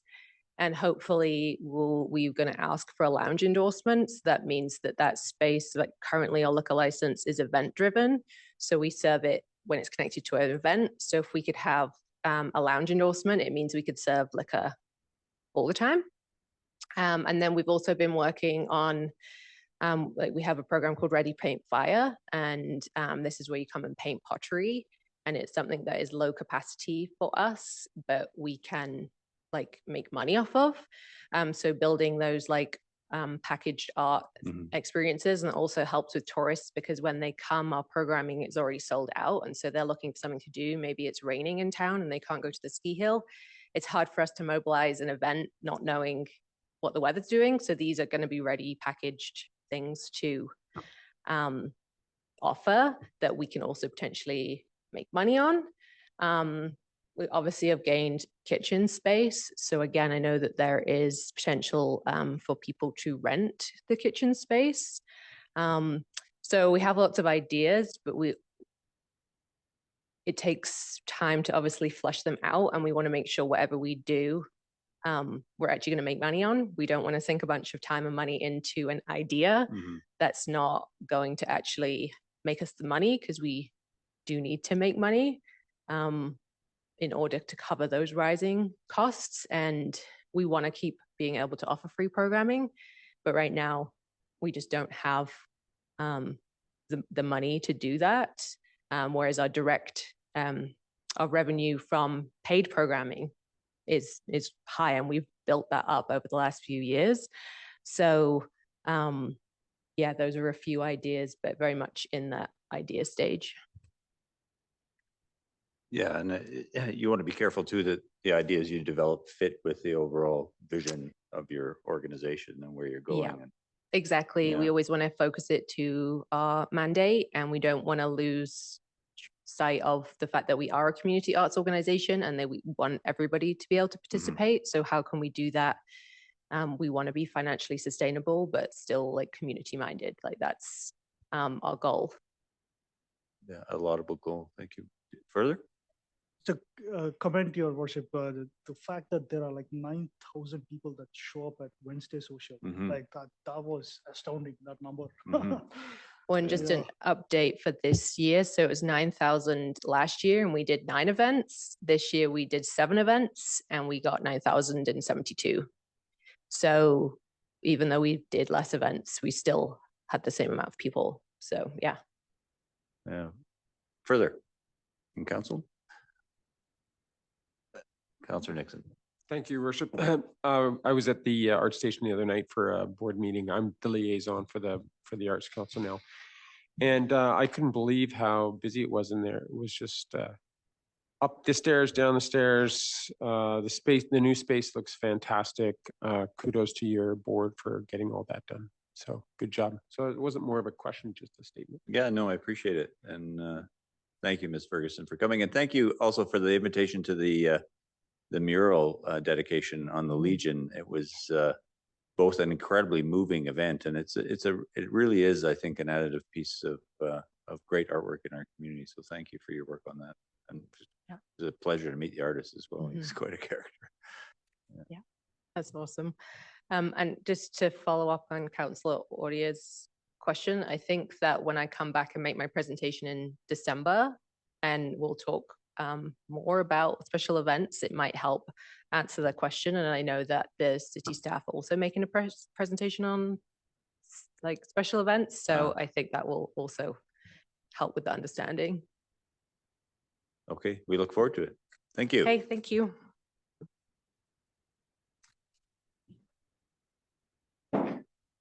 Item 6.5, our Fernie Heritage Library.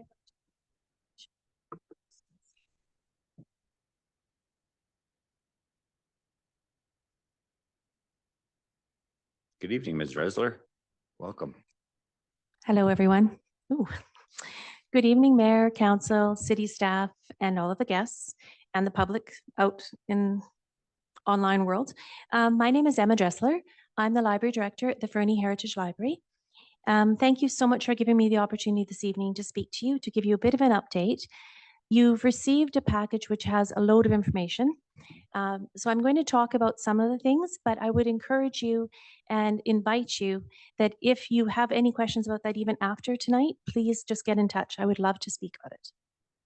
So I always say that this is, on one hand, one of my favorite evenings of the year, and on the other hand, the worst. It's nerve-wracking, but at the same time, it's wonderful because I love to talk about the library and I have a captive audience. So our mission of the library is to create a library for everyone to learn, share, and build community. And our vision is to be a welcoming place that creates connections and inspires learning for all community members. So that's what we do.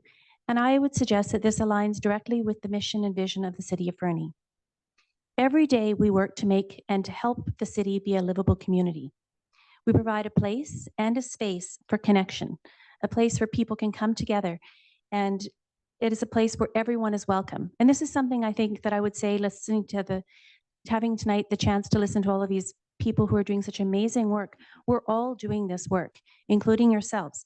Every single one of us is trying to create a community that's strong, that's resilient, where people can make connections and live their best life. So the Fernie Heritage Library, I would say, who are we? Now, many of you have heard me before, but some of you haven't. And I would just like to go over a few things because I think it's important to understand the framework that we operate in. First of all, we respond, and we are under the Ministry of Municipal Affairs. So public libraries in British Columbia are under something called the Library Act. And as such, we must report to the Ministry of Municipal Affairs for the things that we do. We are responsible, and we have an Accessibility Act. The same legislation that the City of Fernie has to operate under, we have to. The same thing with BC privacy legislation. We have a volunteer board of directors, known as our Board of Trustees. We have a professional staff, and we also have volunteers. We have a huge number of volunteers who come in every single day of the week and help us with our shelving, reading shelves, special projects. And we could not do whatever we do without that entire team. We are a part of the BC library system, which means that we're integrally connected.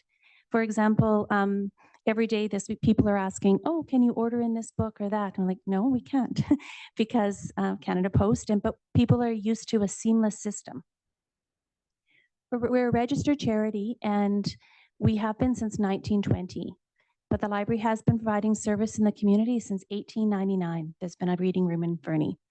In 2020, we would have had our 100-year celebration, but of course the pandemic, we couldn't. So now we'll be looking at the 125 one.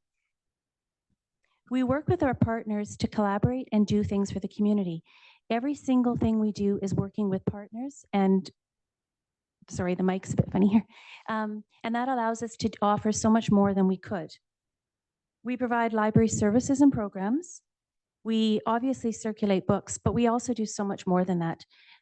Like others have talked about, we're a place and a space.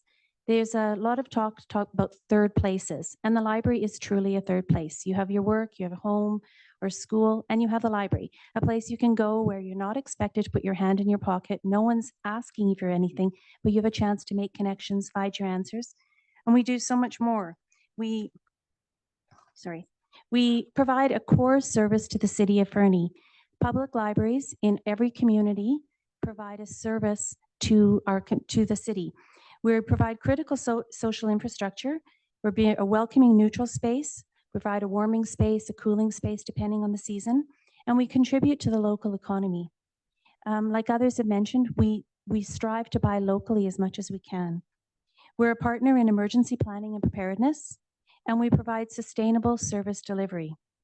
We're a place for lifelong learning, and we support employment. As I provided in the document, quite a few key statistics, but I would just highlight a few.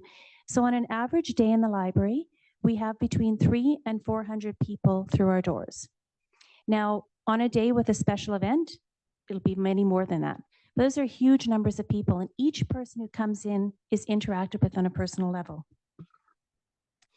In 2023, almost 100,000 physical items circulated. So that's not including ebooks or e-audiobooks, that's physical items. Currently, we have over 4,500 active library users in our library. So that means someone who has come in and taken a physical item out of the library in the last year. So think of that, over 4,500. It's a huge number.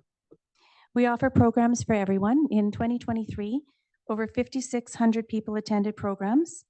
And these are programs that run everything from something like Games and Conversation, a program for newcomers, to our booked author series, to toddler time, to Wednesdays at the library, to so many different things we do.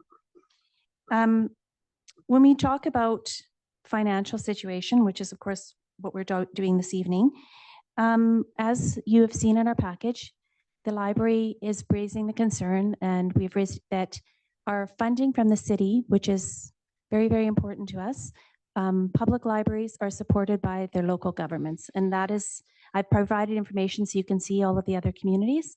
Our funding has not changed. It has not increased since 2019. And at the same time, all of the other costs have gone up. So we are talking about that with you.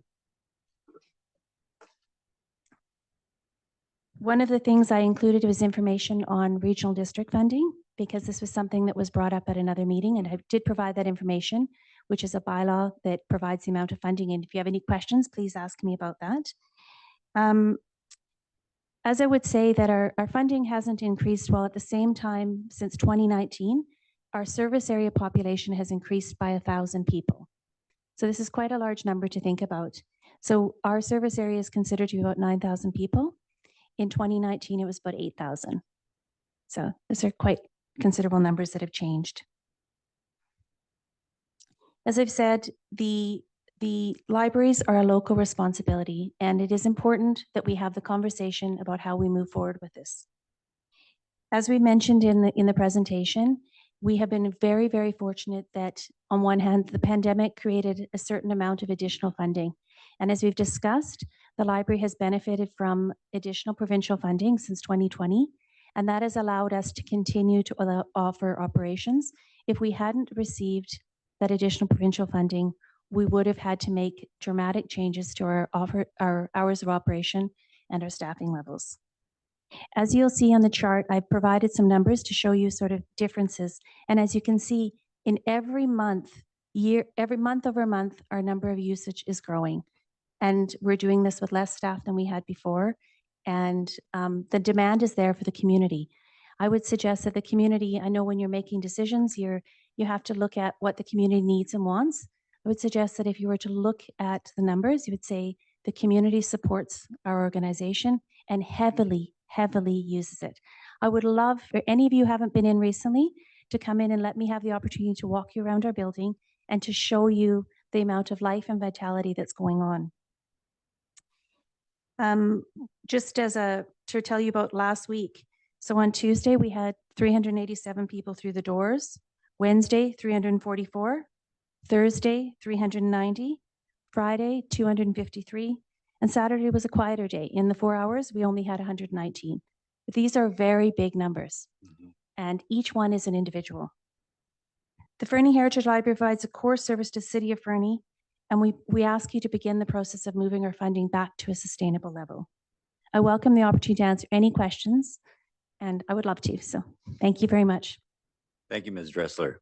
And you don't have to convince me about the importance of the library. It is an interesting contextual piece that you created for us, insofar as our relationship with you is quite different than our relationship with the other folks here this evening. And in many ways, structurally, we're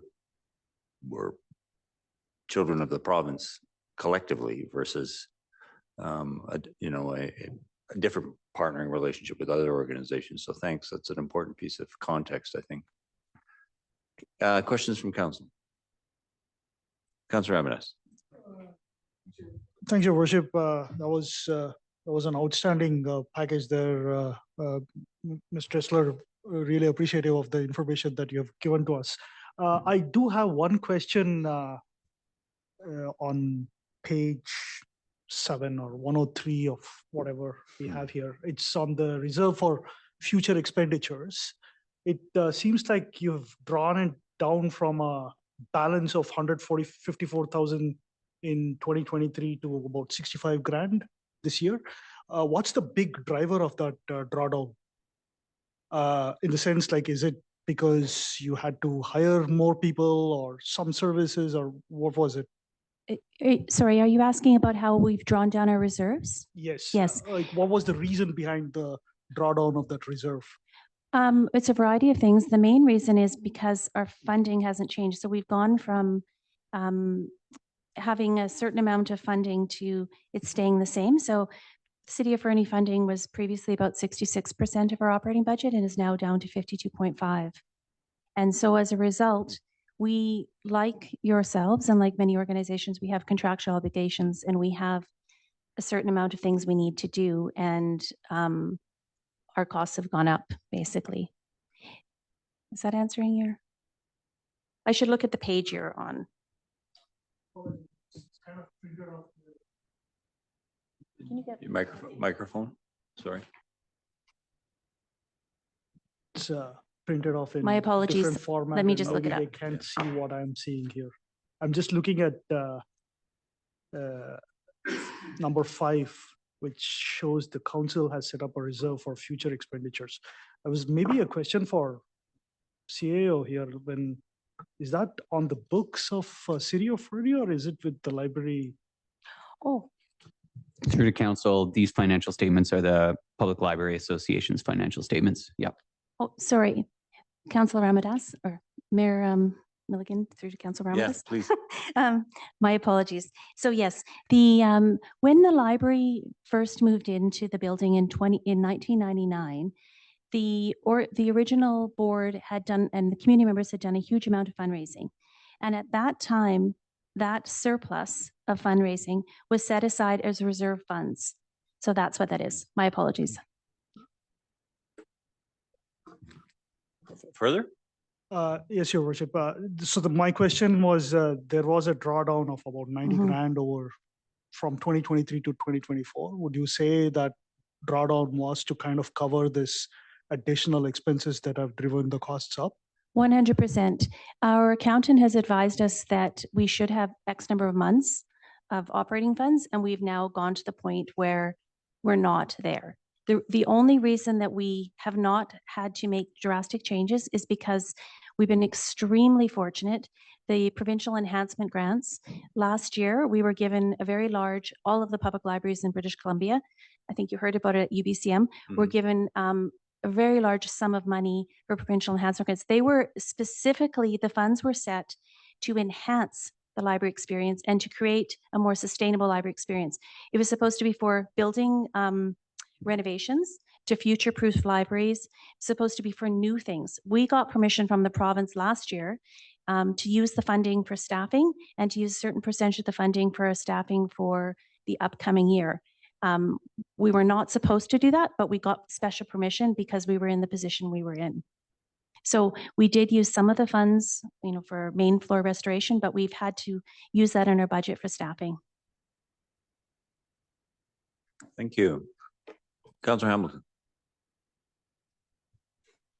Thank you, Your Worship. So, as has been mentioned a couple times, both in your presentation by Mayor Milligan, you're a creature of the province, much like we are at the city. For people who are watching this, can you maybe explain what would happen if your organization was no longer sustainable?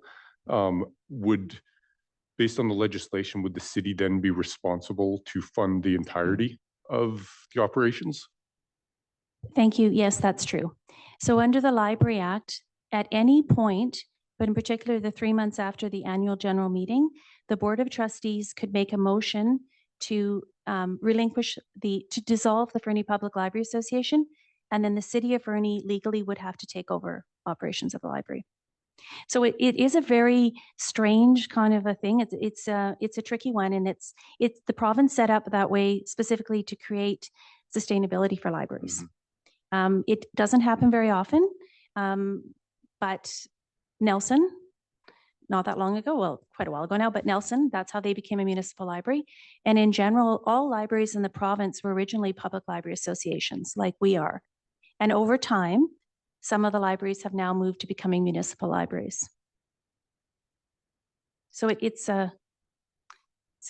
creates a significant challenge for us. We've been very lucky.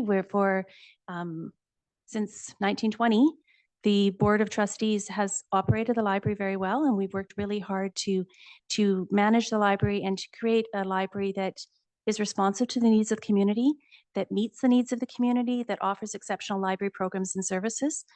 And we do that, I would say, at a very low cost. We're extremely thrifty. We are. If you want to meet thrifty people, come into a library, be shocked. But at the same time, there are certain costs that we have to do.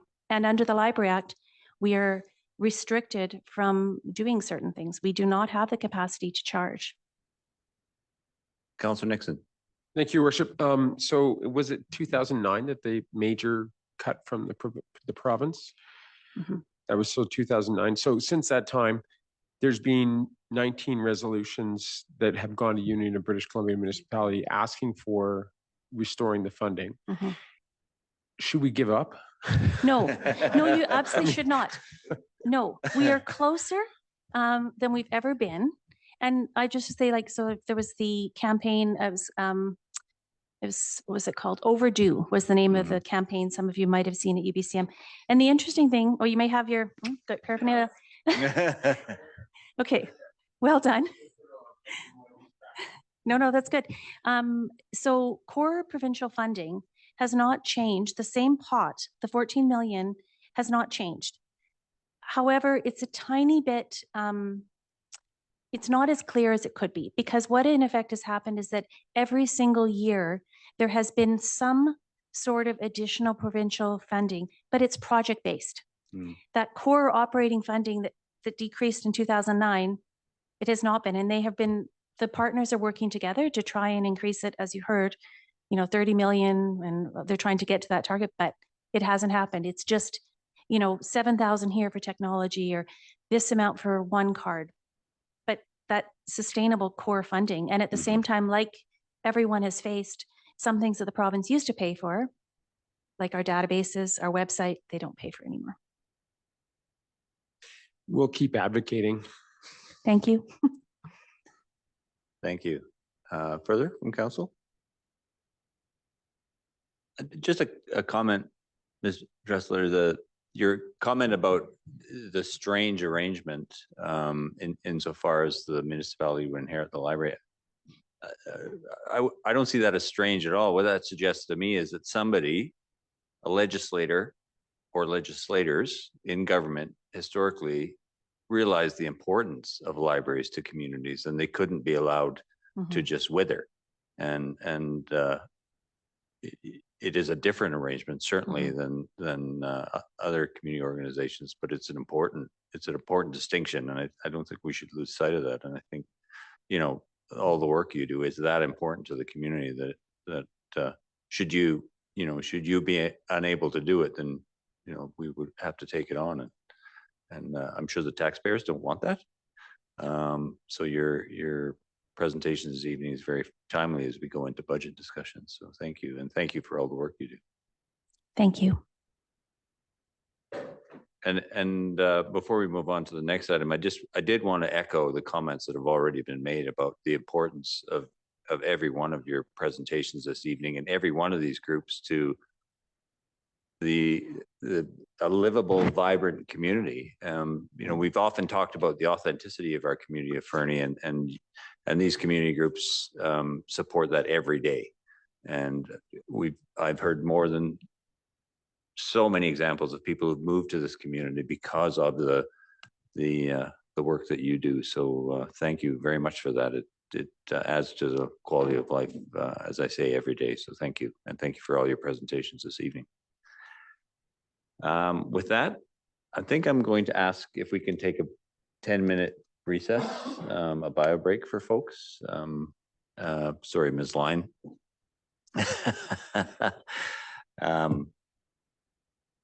And we'll reconvene in 10 minutes. So thank you. And thank you again, everybody.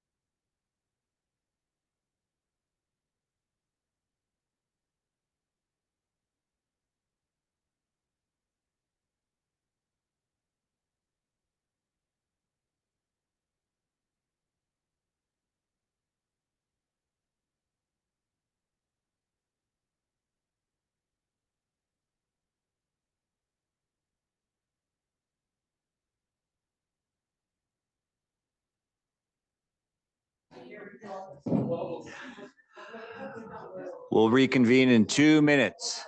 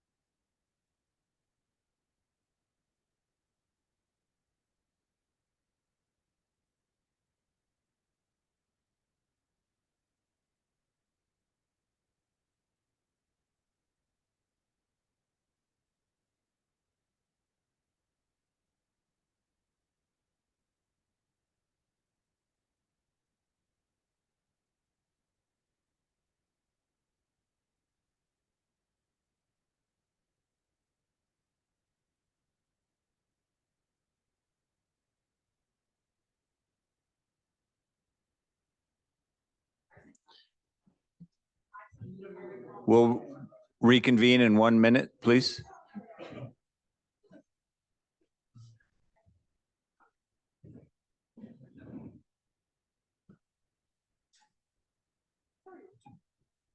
No. We're at the 1 minute mark.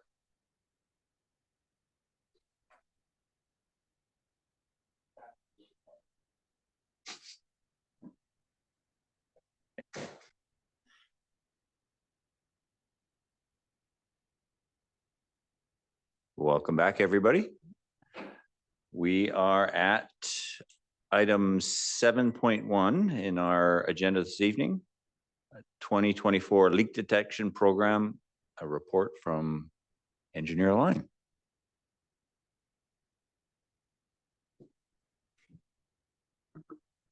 Thank you, Mayor and Council. I don't have much of a slide deck this time, so it's a lot of listening to me. I'm here to go over the leak inspection program that ran this summer that will provide our crew with actionable information for efficient leak investigations and repairs. But first, as I like to do, some history. Back in 2015, as part of the Water Smart initiative, it was estimated that Fernie's per capita flow rate of drinking water was 1,690 liters per person per day. Last year, the city's usage has been reduced to 1,550 liters per person per day, but we're still well above the provincial average of 494. The flow rate per person is so high due to leakage in our system. An estimated 53% of water pulled from our two sources does not make it to the tap. The water system is suffering from numerous small leaks on public and private property. Water main breaks that come to surface are repaired as they're identified. It's the leaks that don't come to the surface that silently drain away underground that are responsible for this high rate of loss. As the city only has a small water crew, there's very little time devoted to finding those non-servicing leaks. To effectively use our crew's time, staff chose to hire a company in 2024, Astera, to perform a citywide scan of the potable water system to identify potential leak locations.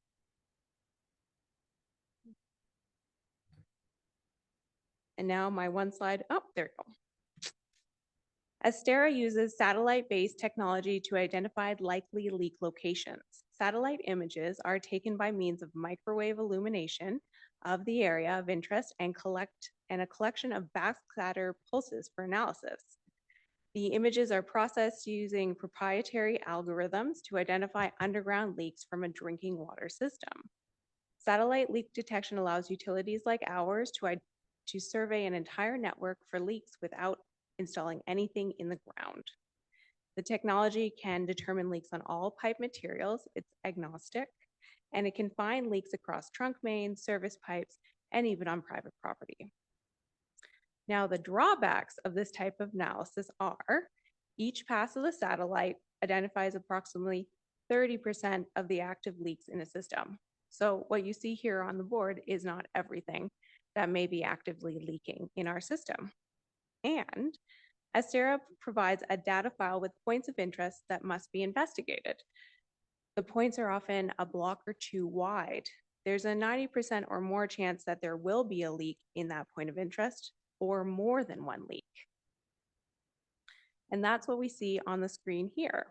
Astera analyzed Fernie, and they provided us with a file of 25 points of interest to be investigated. Staff now have targeted locations to investigate, to find, and repair leaks. This optimizes our staff time and budget to repair the system. Leak locating is not a standard part of the water crew's annual work program. It's done on a reactive basis only due to group capacity. With this data, staff are starting with an advantage. They know it's highly likely that there is at least one active leak in each of these pink locations. Investigations will begin on the spots on the larger transmission mains in town. There's 2 spots that they really want to look at. And repairs or replacements will be identified and completed as budget and operational capacity allows.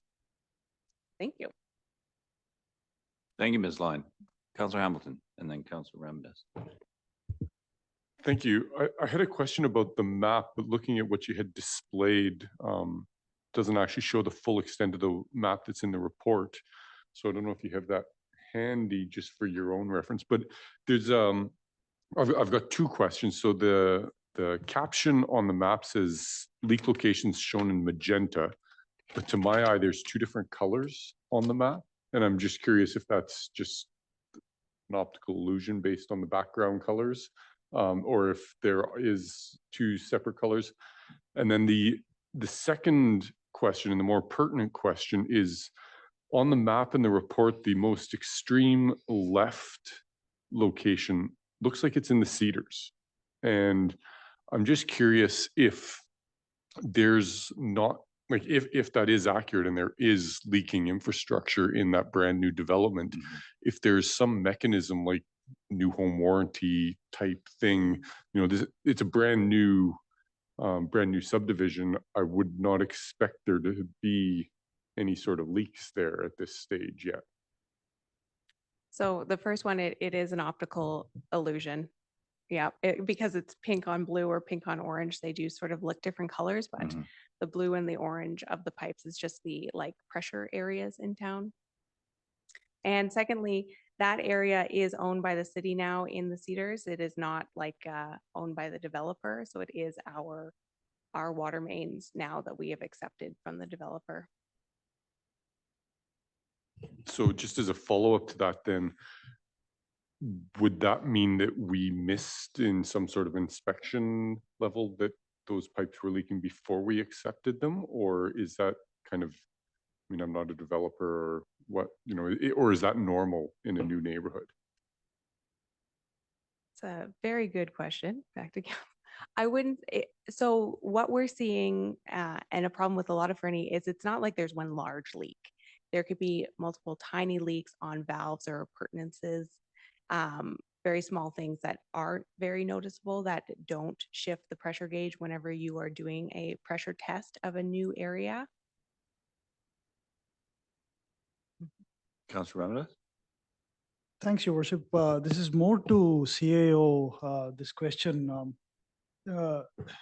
This report that I saw was from 2015, 2016. Like what have we done for the last 8 years in this front? Your Worship, you're meaning the AMIP or ICP or the condition assessments done of the water system?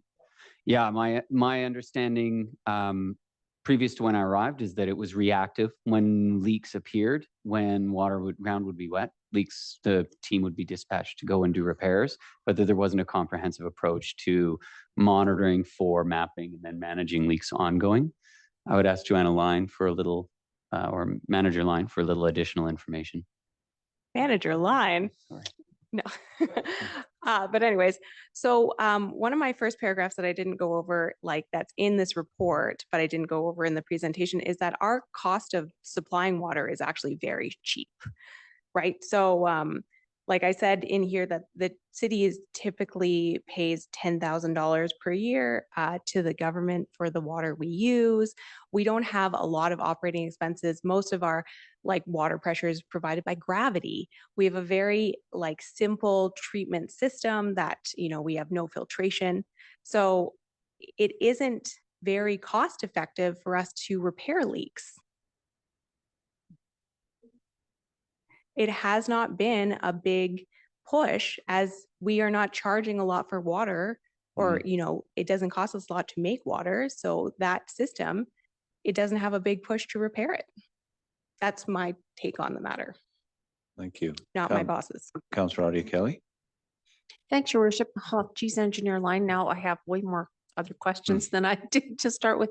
But you mentioned that each of the pink areas could represent like one or more leaks. So is there a way for you to drill in on, like maybe literally drill it down on that to exactly where? Because some of them look like the whole street, but maybe it's just one spot on the street. Like a technical question probably, but how do you sort of know where to start then?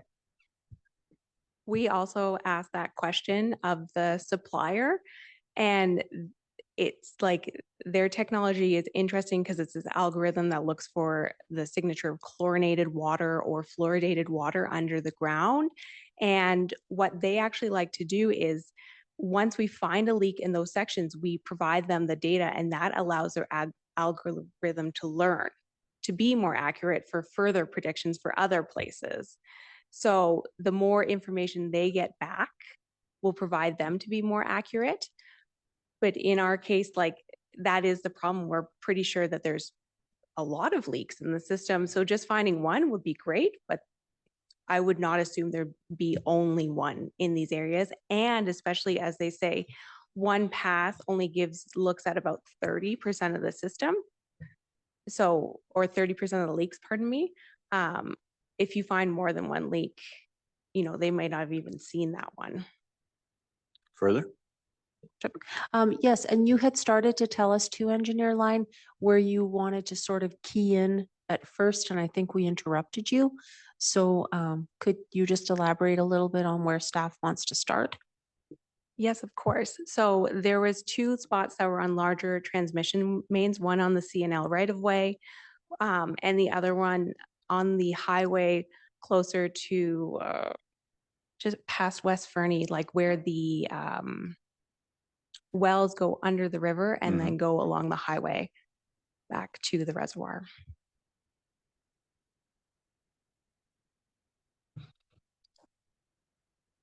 Councillor Nixon. Thank you, Worship. So, yeah, in the staff reports, this is, you know, every municipality pays the province for water then as well. So and it varies between $10,000 and $30,000 a year. That's correct? It is correct. And I might lean on Stasha to maybe, nope. But so based on, I believe, our water licenses, we're allowed to draw a certain volume of water, and we pay. And this year, we learned what was the maximum amount of cost it would be charged if we drew that maximum amount of water, which we did not. But we typically are charged about $10,000 per year for the amount of water we draw. Yeah, I can jump in there. I'll jump back to Councillor Ramadas' question after this one, if that's all right. Generally, we pay $7,000 to $10,000 based on usage, but due to some staffing shortages, we didn't get our numbers in time. So we paid the maximum amount our permit allows, which we can correct at a later date, which is what we're working on, and we'll be back down to $7,000 to $10,000 for what we draw. To add to Councillor Ramadas's previous question, what are we doing? Well, the IICP provides a pretty good prioritized roadmap for us to go and tackle the highest likelihood cast iron water mains or whatever the, the biggest culprits may be out there. We can combine this report and an IICP update to also add to that data of like where we should target. However, for example, we tackled the reservoir project and we anticipated that would take 1 year's worth of taxation to tackle. But as we know, that came in way over budget. We re-tendered from, the initial $900,000 project to 1.5 million and finished that project just last week. No, next week. Next week. However, that also parks any water main replacement for 2 years. So it's a capacity and a funding issue. What are we doing? Well, we only have so much money, and all of our water money went towards the reservoir, and then our other projects were purely road surface projects where we didn't have any infrastructure under the road that we needed to attend to. So that's been our previous 2 years capital, for roads separate from water. However, if you combine those funding like we intend to, if we had more funding, right, we could do that whole road cross section and tackle the highest leaking water mains and some bad sewers and the road cross sections, follow the IICP roadmap laid out for us. Mr. Bornowski.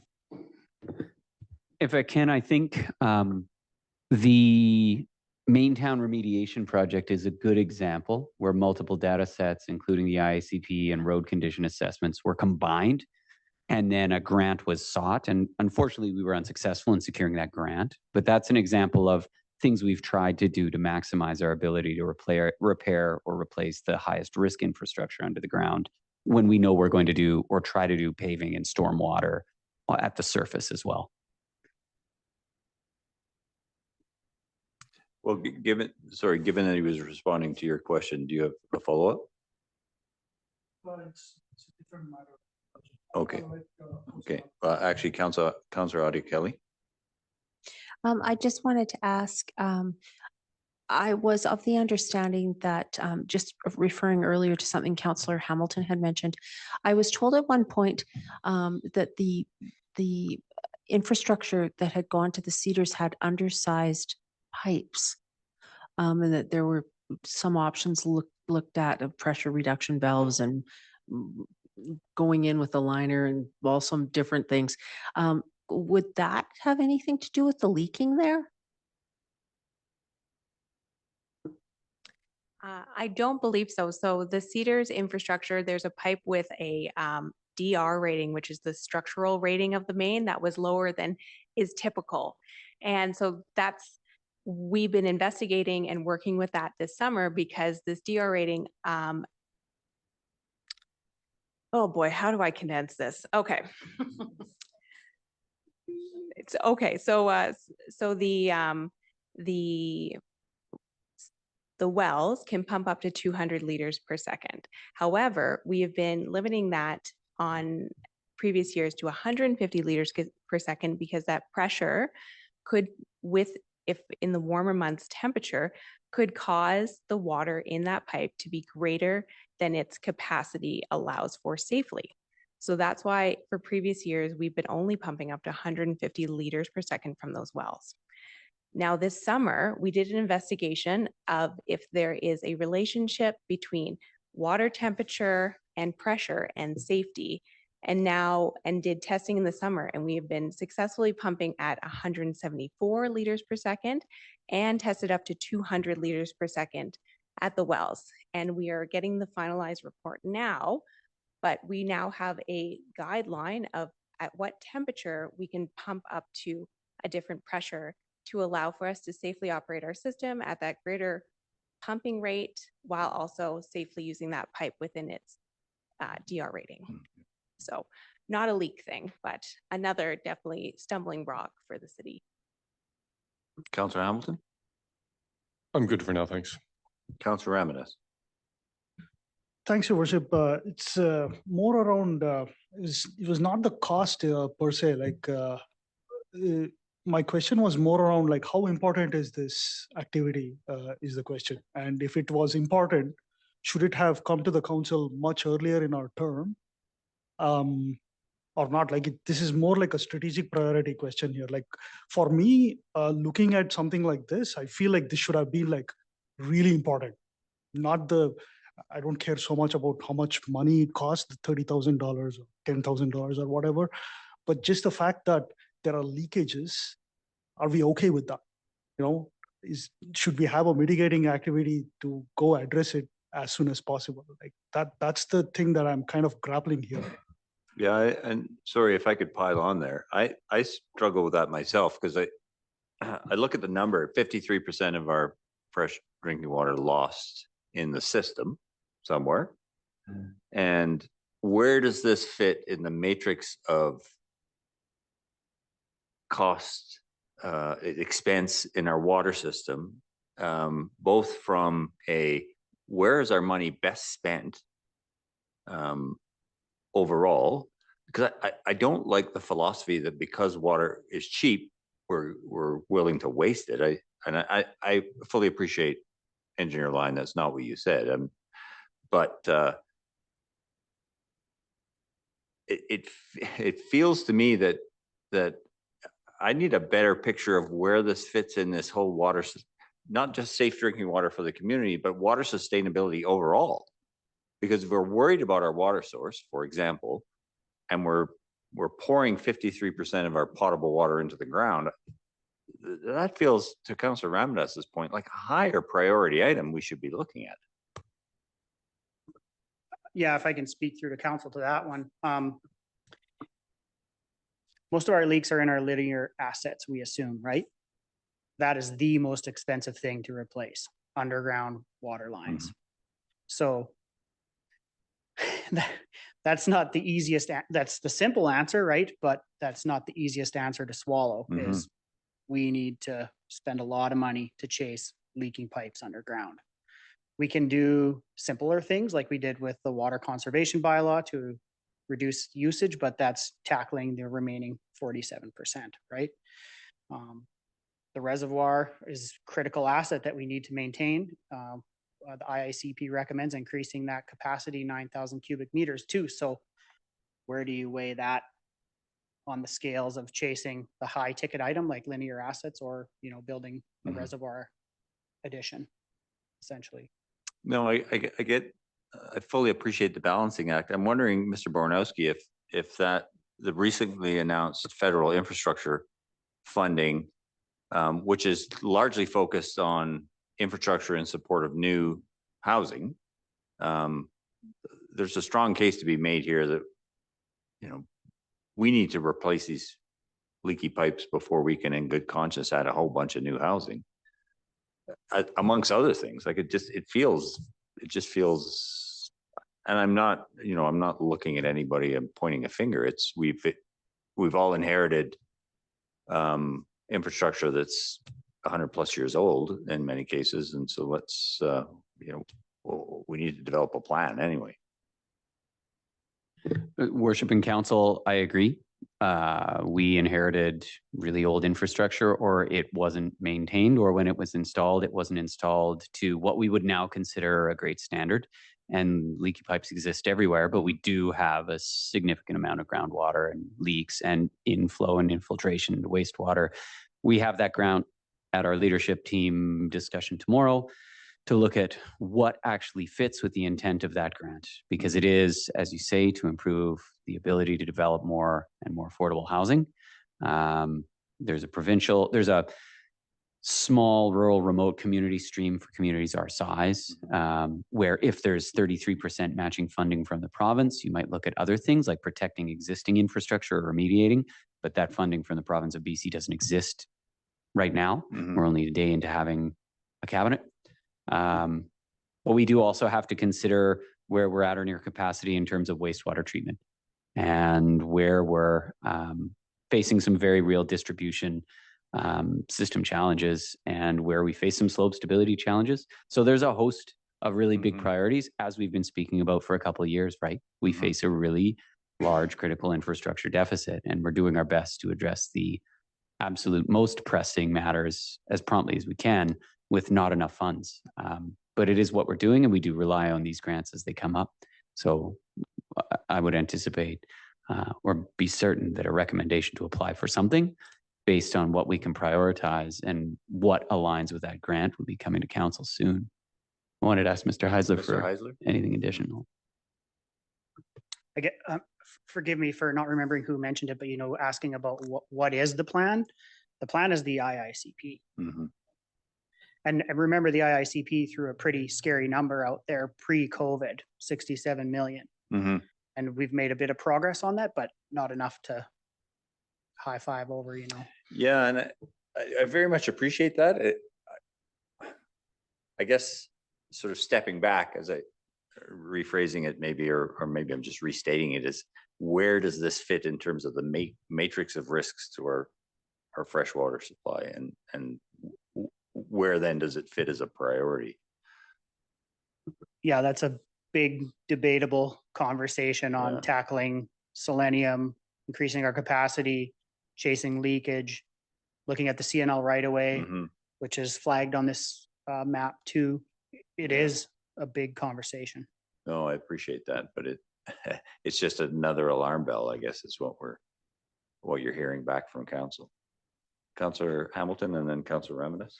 Thank you. Yeah, my question wasn't fully formed earlier, but I think the discussion points that both you and Councillor Ramirez have brought up is kind of where my head's been at. Where does this fit in our priority matrix? What I've heard from staff, as with just about everything we hear about, we need more funding. Mhm. So what I am really looking forward to is our upcoming budget discussion, and to see whether or not we actually do prioritize building reserves to start replacing this, and focusing on developing the funding streams ourselves to start replacing this, or discussing what we're going to start cutting, because that's the alternative. Councillor Ramirez. Thanks, Your Worship. Thinking aloud here, Councillor Hampton, we got to rethink about our fire hall. Like that would be one of the things that I would strongly recommend. But maybe this is not the time for me to talk about that.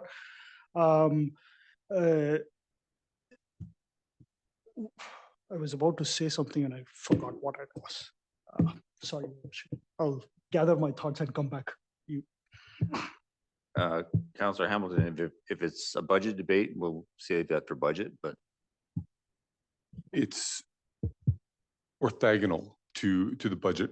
Just for a quick clarification for myself and for anybody who's watching, but our reserves and such for water do not come out of our general revenue. They come out of our water utilities fund, correct? Yes, I'd be much more comfortable getting into those details with the CFO present. They're away until next week's meeting in terms of exactly how the funds flow from utility fees into reserves, but utilities should be self-funding based on the utility fees, including the reserve balances. Yeah. Councillor Ramirez. Now I remember, Your Worship, what I was thinking. I know this is a council of committee of the whole meeting, so it's kind of more philosophical here. I understand, the active transportation master plan that was all developed based on the fact that, there are many roads where you have shallow pipes, and hence we were going after the ones that were easier to tackle, if I remember right, where you didn't have this kind of buried pipes that could affect your road works, and that's how we prioritize it, didn't we? If I may, I think you were talking actually about the road rehabilitation project Yeah. that happened 2 years ago. So for choosing those projects, I assessed the existing deep utilities to see how they were, if we had inspection videos of the sanitary lines and like records of water main breaks, that kind of thing, and chose the roadways that either had very few deeps or deeps that had no issues. So, and the active transportation master plan and the project's sidewalks, that was based on the active transportation master plan of identified avenues or streets in Fernie that could really use that safety for the pedestrians. Further? So there were two separate things, but thanks for clarifying that. My question then is there some kind of an ability for us to kind of rip the band-aid off, so to say, and go after hard problems here, like the ones that are leaking big time, and there is associated roadworks that need to happen and probably go after them rather than, this sort of strategy that we are taking where we are trying to go after the ones that are simpler to tackle. And given the limited budget that we have, we are going after that kind of a risk reward. But would it be actually beneficial to maybe go after the ones that are like leaking badly, that are also shallow, and there is not so great roadworks around? You know what I mean? Like it's kind of a complete 180-degree shift from what we are doing right now, where we are like going after one small issue to the next small, to the next small. Instead, maybe is there value to go after the hard problem right away? If I may, like the problem is finding those leakiest pipes. So this analysis found that those areas in pink will have one or more leaks, but they aren't color graded to like, here's a lot of water underground to here's a little amount of water underground. So you still have to go out and pinpoint those leak locations and then either do a repair, or if you pinpoint many leaks on one pipe at a certain point in time, which is a very high number, that the number of repairs doesn't make sense anymore on that pipe and replacement is a better cost. It's just that this information doesn't provide us with that. And that's where the ISCP comes in, that they did a overall analysis with no inspection of like the oldest pipes, the most problematic pipes. And so that is our road network, our road plan for replacements. But as we've been saying, is that all the money has been tied up in the cradle and the grave of the system, in the reservoir and in the sanitary treatment plant. Councillor Audie Kelly, and then Councillor Nixon. Thanks, Your Worship. I just wanted to make sure I understood correctly. So I know you weren't saying it's, cost effective to waste water. I know you weren't. But it seems to me that $10,000 is like really little money for all the water we are using. So fixing the leaks really isn't going to get us a big, huge extra money savings, that kind of stuff, right? Like pretending we didn't have those leaks, how much would that drop that amount of that $10,000 bill? I wouldn't mind speaking to that $10,000. That's what we're paying for our permit to pull our volume. Okay. That's not what we're paying to operate our system. No. So that's just a permit fee. I would almost like put that to the side. What we really need to be concerned about are our facilities, which we're proposing a project for next year. Our linear assets, which the IICP did its best with what it's had to like lay things out. On top of the IICP, now for water, we can layer this Astera scan.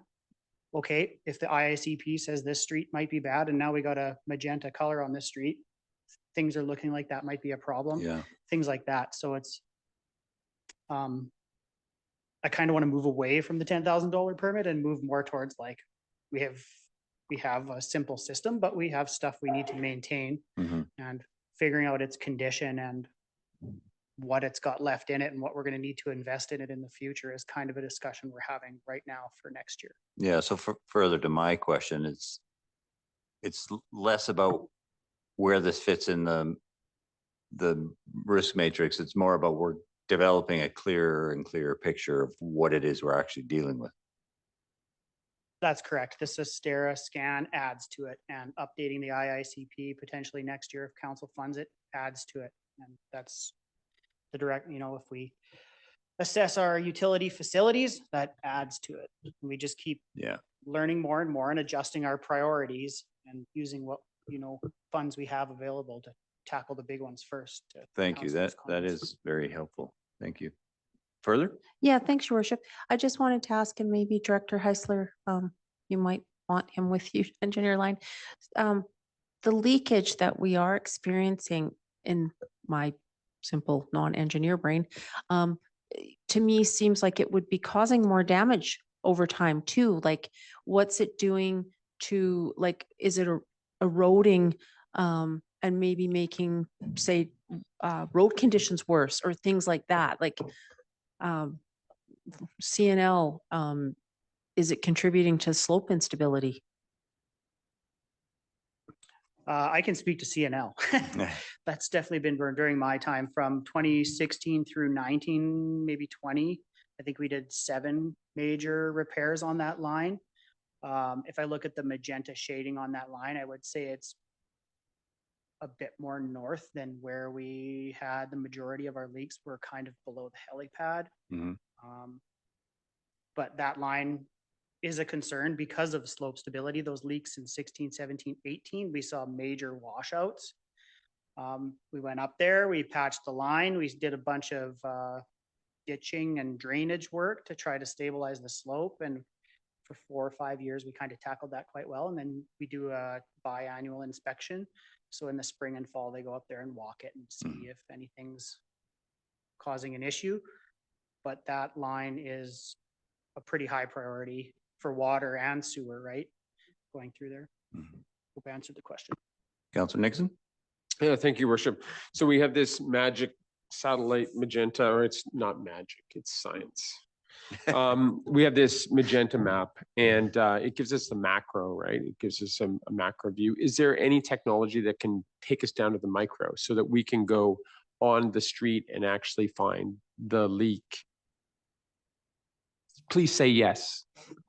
There is, well, there's many technology options. And I mean, it really depends on how much money you want to spend, to be very honest. So our crews do have leak locating skills and technologies that they use for these and any other leak that comes to surface to try and pinpoint where it is. And then there are many outside companies that provide either leak inspection tools or inspections or like people to do the inspections. And so I've actually reached out to one asking to see if they would do something like an annual trip or something like that. So we could to target things like that, just because our crews don't have that capacity. And I'm still waiting for a response because they usually do more of a one-off sort of thing. Thank you. Further? Yes, thank you. There was mention of a new fund, a new grant out there. Is that what we mentioned? Was it the Clean Water and Wastewater Fund program? No. I'm sorry, I can't remember the title of it, but it's a federal money. Yeah. It is the Housing Affordability Infrastructure Fund. Yeah, thank that you. we're specifically looking at in further detail tomorrow and considering what council's talked about, right? Where are our highest risks that are also aligned with advancing housing affordability? Can we address a risk that opens more land up for development? Or can we address a risk that removes our constraints around wastewater? Or is it more water supply or pressure somewhere? Councillor Hamilton? Thank you. My question kind of follows in the same vein as Councillor Adia Kelly's, where she was kind of referencing a bit more geotechnical risk from the leakage. I'm wondering if we have any, or if there is any cause for concern towards other environmental hazards from, chlorinated water, fluoridated water leaking and just sitting in a pool underground. Is that a concern? First off, we do not fluorinate our water. We just do chlorine. 2%, 0.2% at Berry Creek, something like that. So how much we chlorinate our water, we follow the parameters through the regulations, and then you have the ability over time to prove that you're hitting the chlorination targets at the outer limits of the network, and you can bring that number down. And that's kind of our goal, is to legally have the right amount of chlorination. The impacts into the environment, that's way beyond my skill set to answer in this meeting. As an aside, when chlorine is introduced into water, it does start to decay. And that's why you have to measure the chlorine at the edges of the system. And it does continue to decay when it's left out. So it's not like you have a pool of chlorinated water after a day or so. It does disappear. Councilor Ramadus? Okay, Councilor Adi Kelly? Thanks, Your Worship. I just wanted to ask if this will, I was just thinking about us exploring new wells. So I'm just wondering how that would relate to adding new wells, and maybe this has nothing to do with each other, to leaking infrastructure, and would we want to tackle leaks in the area where we might put wells that we want to tie in? So the new wells would be looked at as replacement wells. So we'd be taking James White out of the system and just re-providing that maximum of 200 liters per second. So it'd be no new capacity to the system. It'd be the same. And it really depends on what these investigations find, if we would add a new feeder, like a direct feed up to the reservoir, or tie it into the system where the wells may be. At this point, we just don't know enough to look at that. But yes, the condition of the pipes we would tie into would be like something we would want to know, so that we would know they'd be able to provide, like, be useful. Mm-hmm. Thanks, Engineer Line. Well, thank you both. That's yet another hair-raising presentation. But I appreciate the information. I appreciate the way you've contextualized it too. That is very helpful. So thank you both. Item 7.2, City of Fernie Water Supply Facility Classification Change from our Manager of Public Works.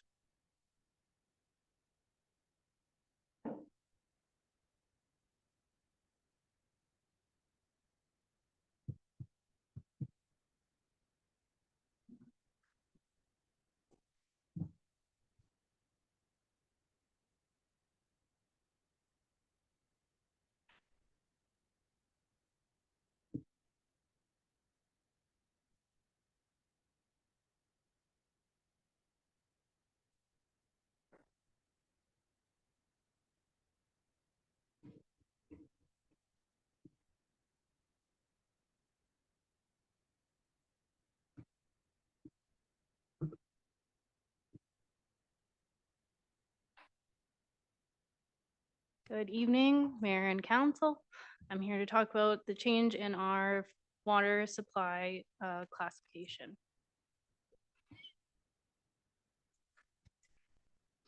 So first off, what is a facility classification? This classification is governed by the Environmental Operators Certification Program. It's a program put in place across BC and other provinces, as well as down in their neighbors in the States. They also have a similarly governed program. They set standards across BC and have been doing that since 1966.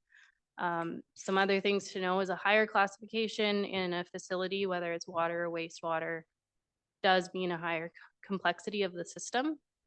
And it's based on a point system of our infrastructure that we have in place and other environmental influencers. And like I mentioned, these certifications or classifications are applicable across North America, but not quite exactly the same. There are different standards across provinces and states.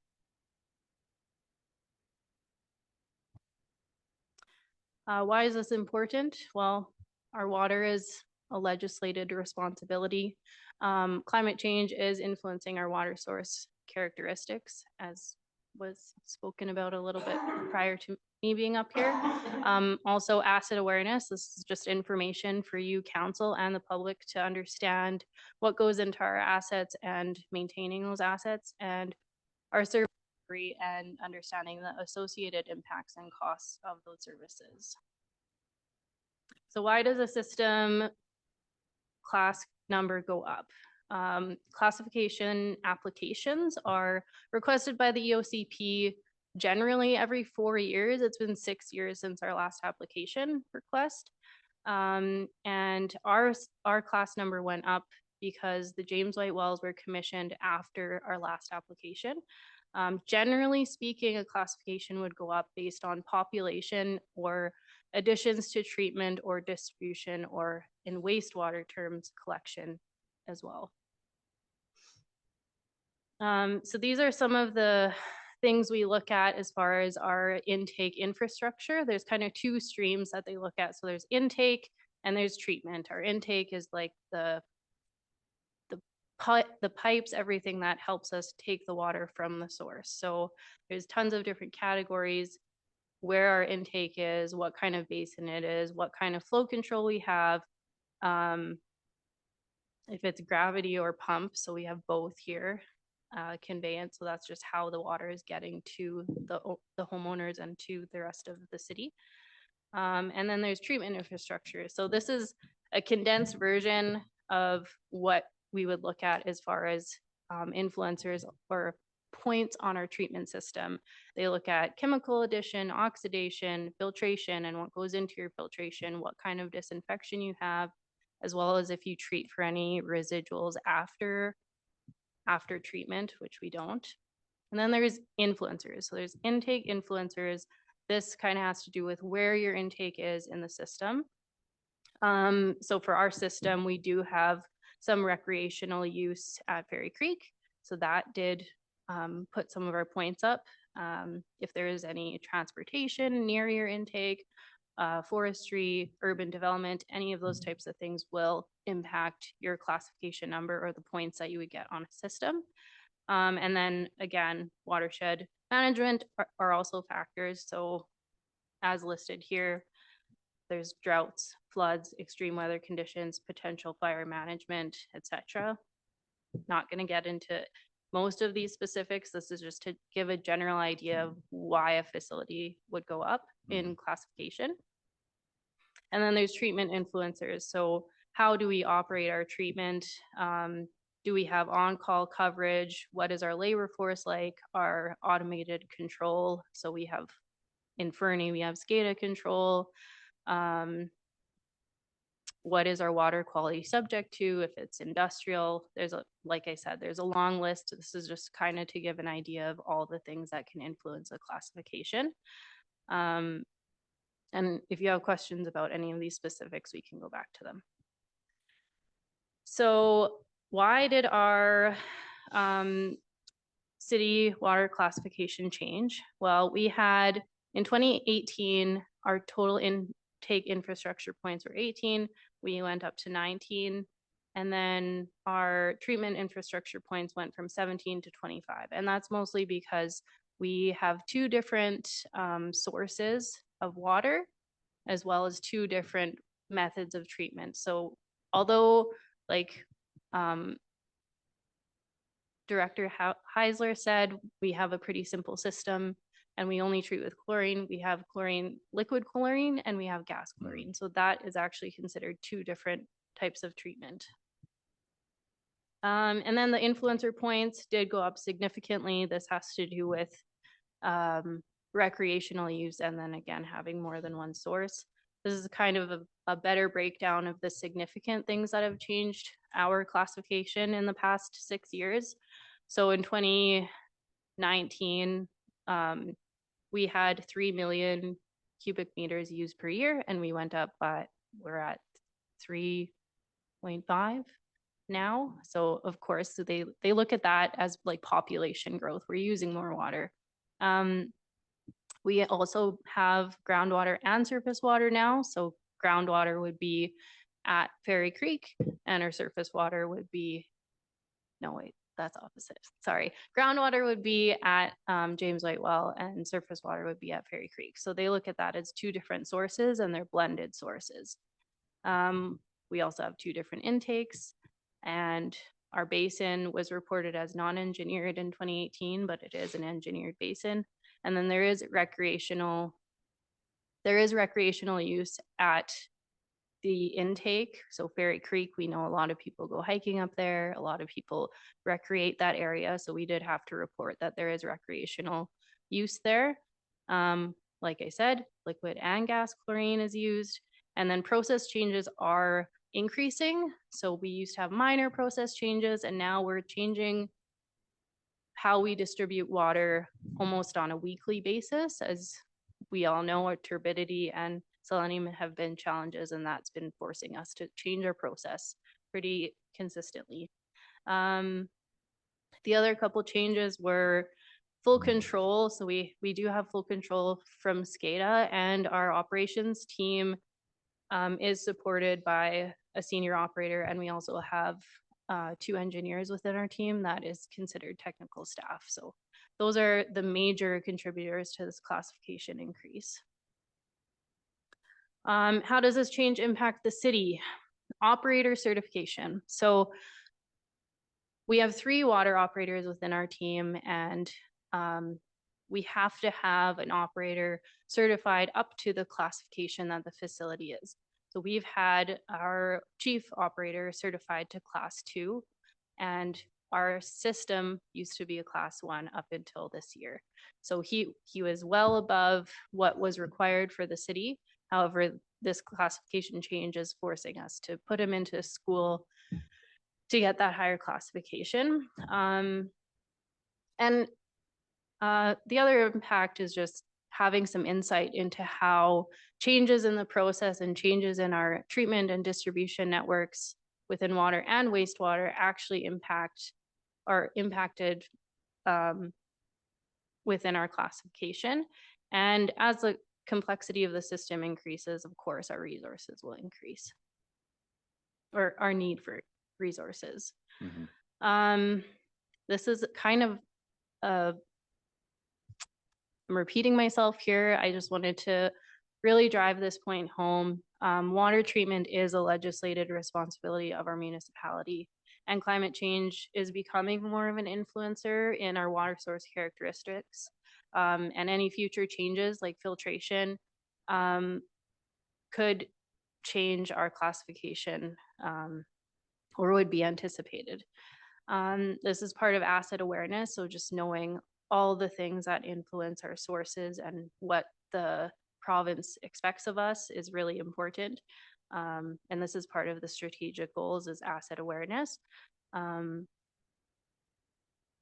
So that results in more maintenance and higher requirements as far as classification, but also higher requirements in the skills that my team needs and the knowledge that is required for those operators. In the report, and it's not in the presentation, but these operators are required to have 90 contact hours just to write their class 3, as well as multiple continuing education units. And then they take a pretty extensive exam to get this classification, and then they have to maintain that classification. So, you know, they're highly skilled at that point, and as classifications go up, they only go up to class 4, and that's the highest classification you can get in North America. And this is part of our service delivery. It's very important for you as council and the public to understand that the costs associated with even small changes like recreational use at Fairy Creek has costs and does impact everything else within our operation department. So in conclusion, the City of Fernie water supply facility classification has gone from a class 1 to class 3. The increase in classification reflects the complexity of our current water system and will require the city to employ an operator within the water treatment with a water treatment 3 certification. And we are well on our way. Our chief operator is actually taking his course next week and will be writing his exam before the end of the year. Thank you. Thank you. Councillor Audie Kelly. Thanks, Your Worship. Actually, manager kind of answered part of what I wanted to ask, which was, do we get some grace to get our folks up to the certification we need? Because I actually thought that the cost was kind of reasonable. Didn't seem like a lot of money to get us up to speed. It's just, I was wondering about time. And then do we want to have more than one person certified at that level? Like, how many do we need to have? And would it be prudent to have somebody that got to a class 4 level? So to answer, I'm going to try and pull out a couple of your questions and try to answer this best I can. So yeah, the cost is not that high for the exam and the course and everything. It's more the time that it takes to get the hours to take the course, because you have to put an application in, and if you don't have that amount of contact hours, and direct responsible charge hours, they won't let you into the course. Further to that, it's, you know, studying and passing the exam. It's a very complex exam. I myself only have my water treatment level 2 exam, and that was a pretty significant challenge as well. I would like to have more of our operators. That will be the goal, to get everyone certified to the class of our facility. And that's been consistent throughout all of these updated classifications. And an operator is allowed to certify one level above the facility. I'm not sure if there's interest in getting a class 4, just with the required contact hours, as well as the, you know, the exam is quite extensive. We would allow it, we would budget for it if there was interest there, but at this point, you know, doing what we can. And yeah, there's a grace period. They were very surprised to see the classification go from a 1 to a 3. And I was on the phone and getting support from the EOCP throughout the process, because they don't often see something like this happen. You usually see a gradual increase from a 1 to 2 and then 2 to 3. So they double checked everything with me, and they said, yeah, we have time to get to that level. Councillor Nixon? Thank you. Thank you, Your Worship.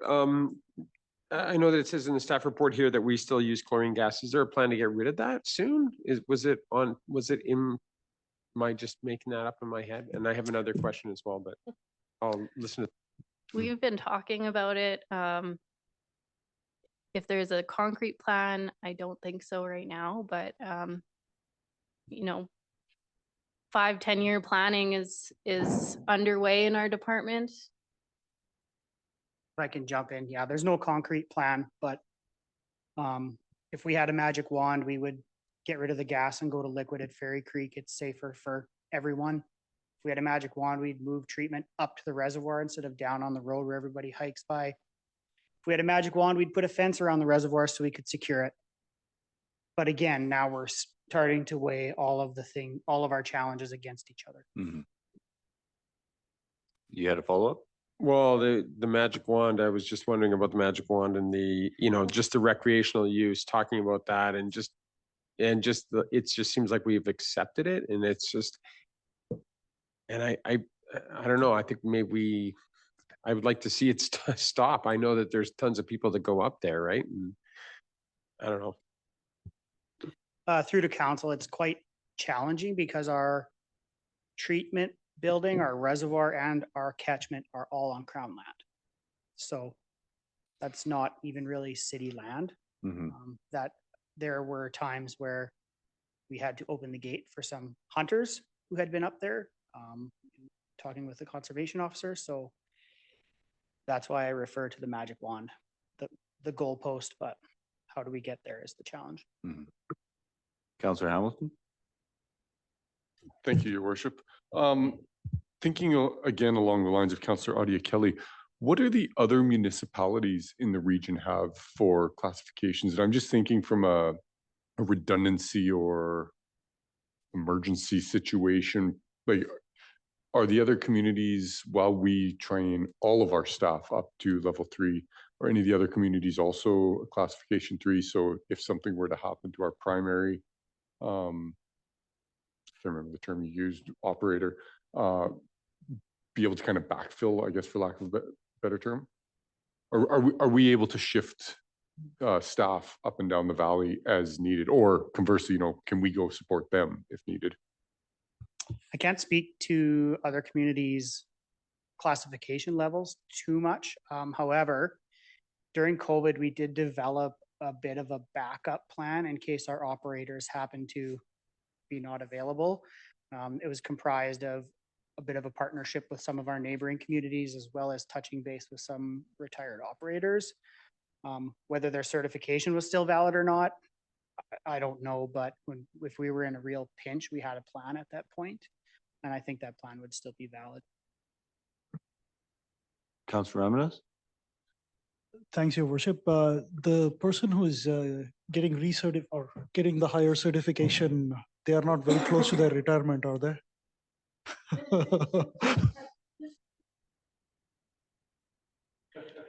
I actually just wanted to touch on Councillor Hamilton's question as well. I do hope that this employee stays with us for a while.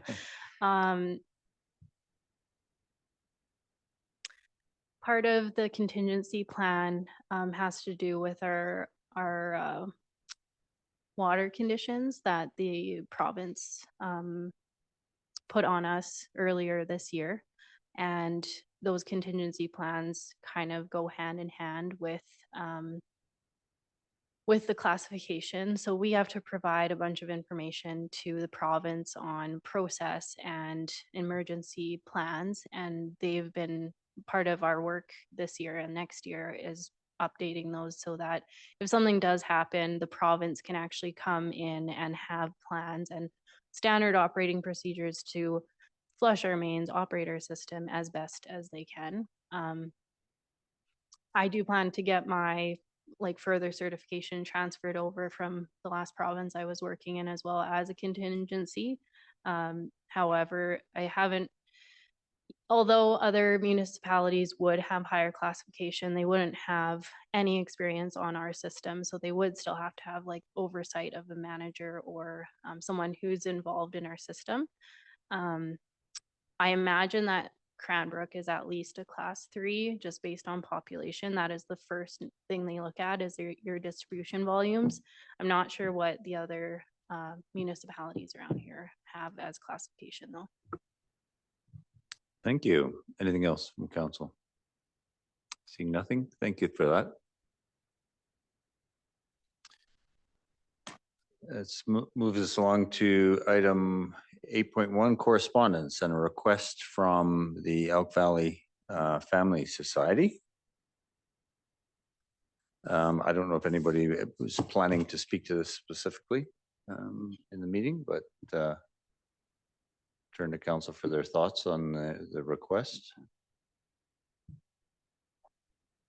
Councilor Ramirez, your pre-verbal tension is killing me. No, thanks, Your Worship. I just, I don't know, there's lots to unpack in that request there. Just generally got to be careful when we are talking about DCC and, foregoing some of those taxes there. So, yeah. Councilor Artie Kelly. Thanks, Your Worship. I agree with Councillor Ramirez and also very appreciative of the societies we have in town that have provided housing. But I wanted to ask staff because I was of the understanding that DCCs were not waived for North End Court. Is that correct?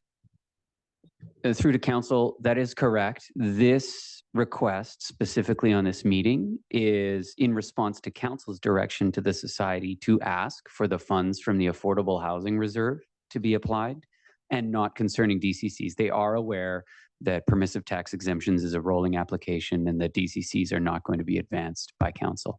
So this is specifically the request for the Affordable Housing Reserve funding as directed by council back to the society upon declining to provide the other funding. Okay, thank you. Just wanted to confirm that. Thank you, Mr. Barnowski. That's very helpful. When did we provide that? You forgive me. When did we provide that direction? Your Worship, it was September 26th or 24th. I'm just gonna. Councilor Nixon? Yeah, I think it was in September sometime, but I think that money that's sitting in that reserve is $88,000 or $84,000 or something like that. $63,973. Yeah. I thought it was more than that. If I may, Your Worship, some of it was used as discussed during the consideration of the disposition of Max Turk to de-risk and understand what servicing might cost if we were to subsidize, if we were to subdivide that property for an affordable housing project in keeping with the establishment of that reserve. So there's been some drawdown on it. So the $63,000, I'd rather see it go to Elk Valley Family Society than sit in our accounts, personally. It feels like a good use of the, of a reserve specifically focused on affordable housing. It doesn't seem inconsistent with the intent of that reserve. Sorry, I'll turn to you, Ms. Daniel. What's the next step? Is we potentially advance this resolution to the next regular council meeting? Yes, Your Worship, through to all of council. So the step today, should council wish to allocate that funding, would be to make a recommendation that committee recommend council provide set amount of money here from the city's affordable housing reserve to the Elk Valley Family Society to help cover pre-development costs for the affordable housing project at 692 3rd Avenue, and that this recommendation be brought forward to the next regular council meeting for official assignment of funds. So because we are in a committee of the whole meeting, just right now, you're not able to officially assign funds. Okay. So sorry. Just for my edification then, if we can't officially assign funds, but we can put that full number in the parentheses. Yes, Your Worship, we Okay. could put the full number. I just unfortunately have a lozenge in my mouth, very bad timing. No. So reading things out is a little awkward.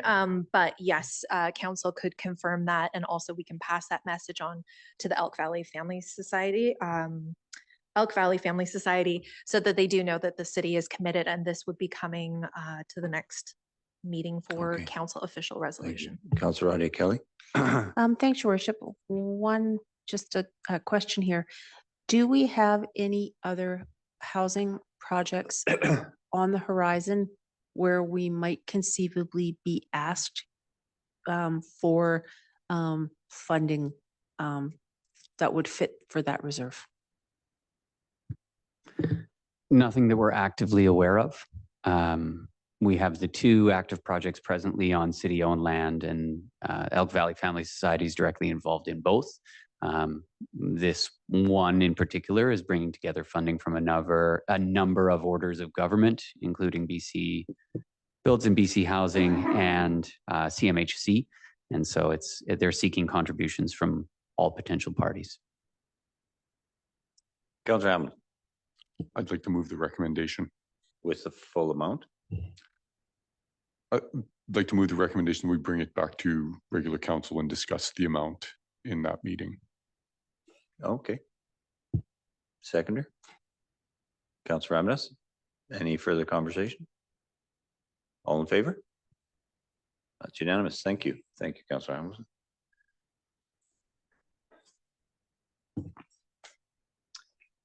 With that, we'll move on to quickly to item 9, and I'll ask Ms. Daniel to read the recommendation to close.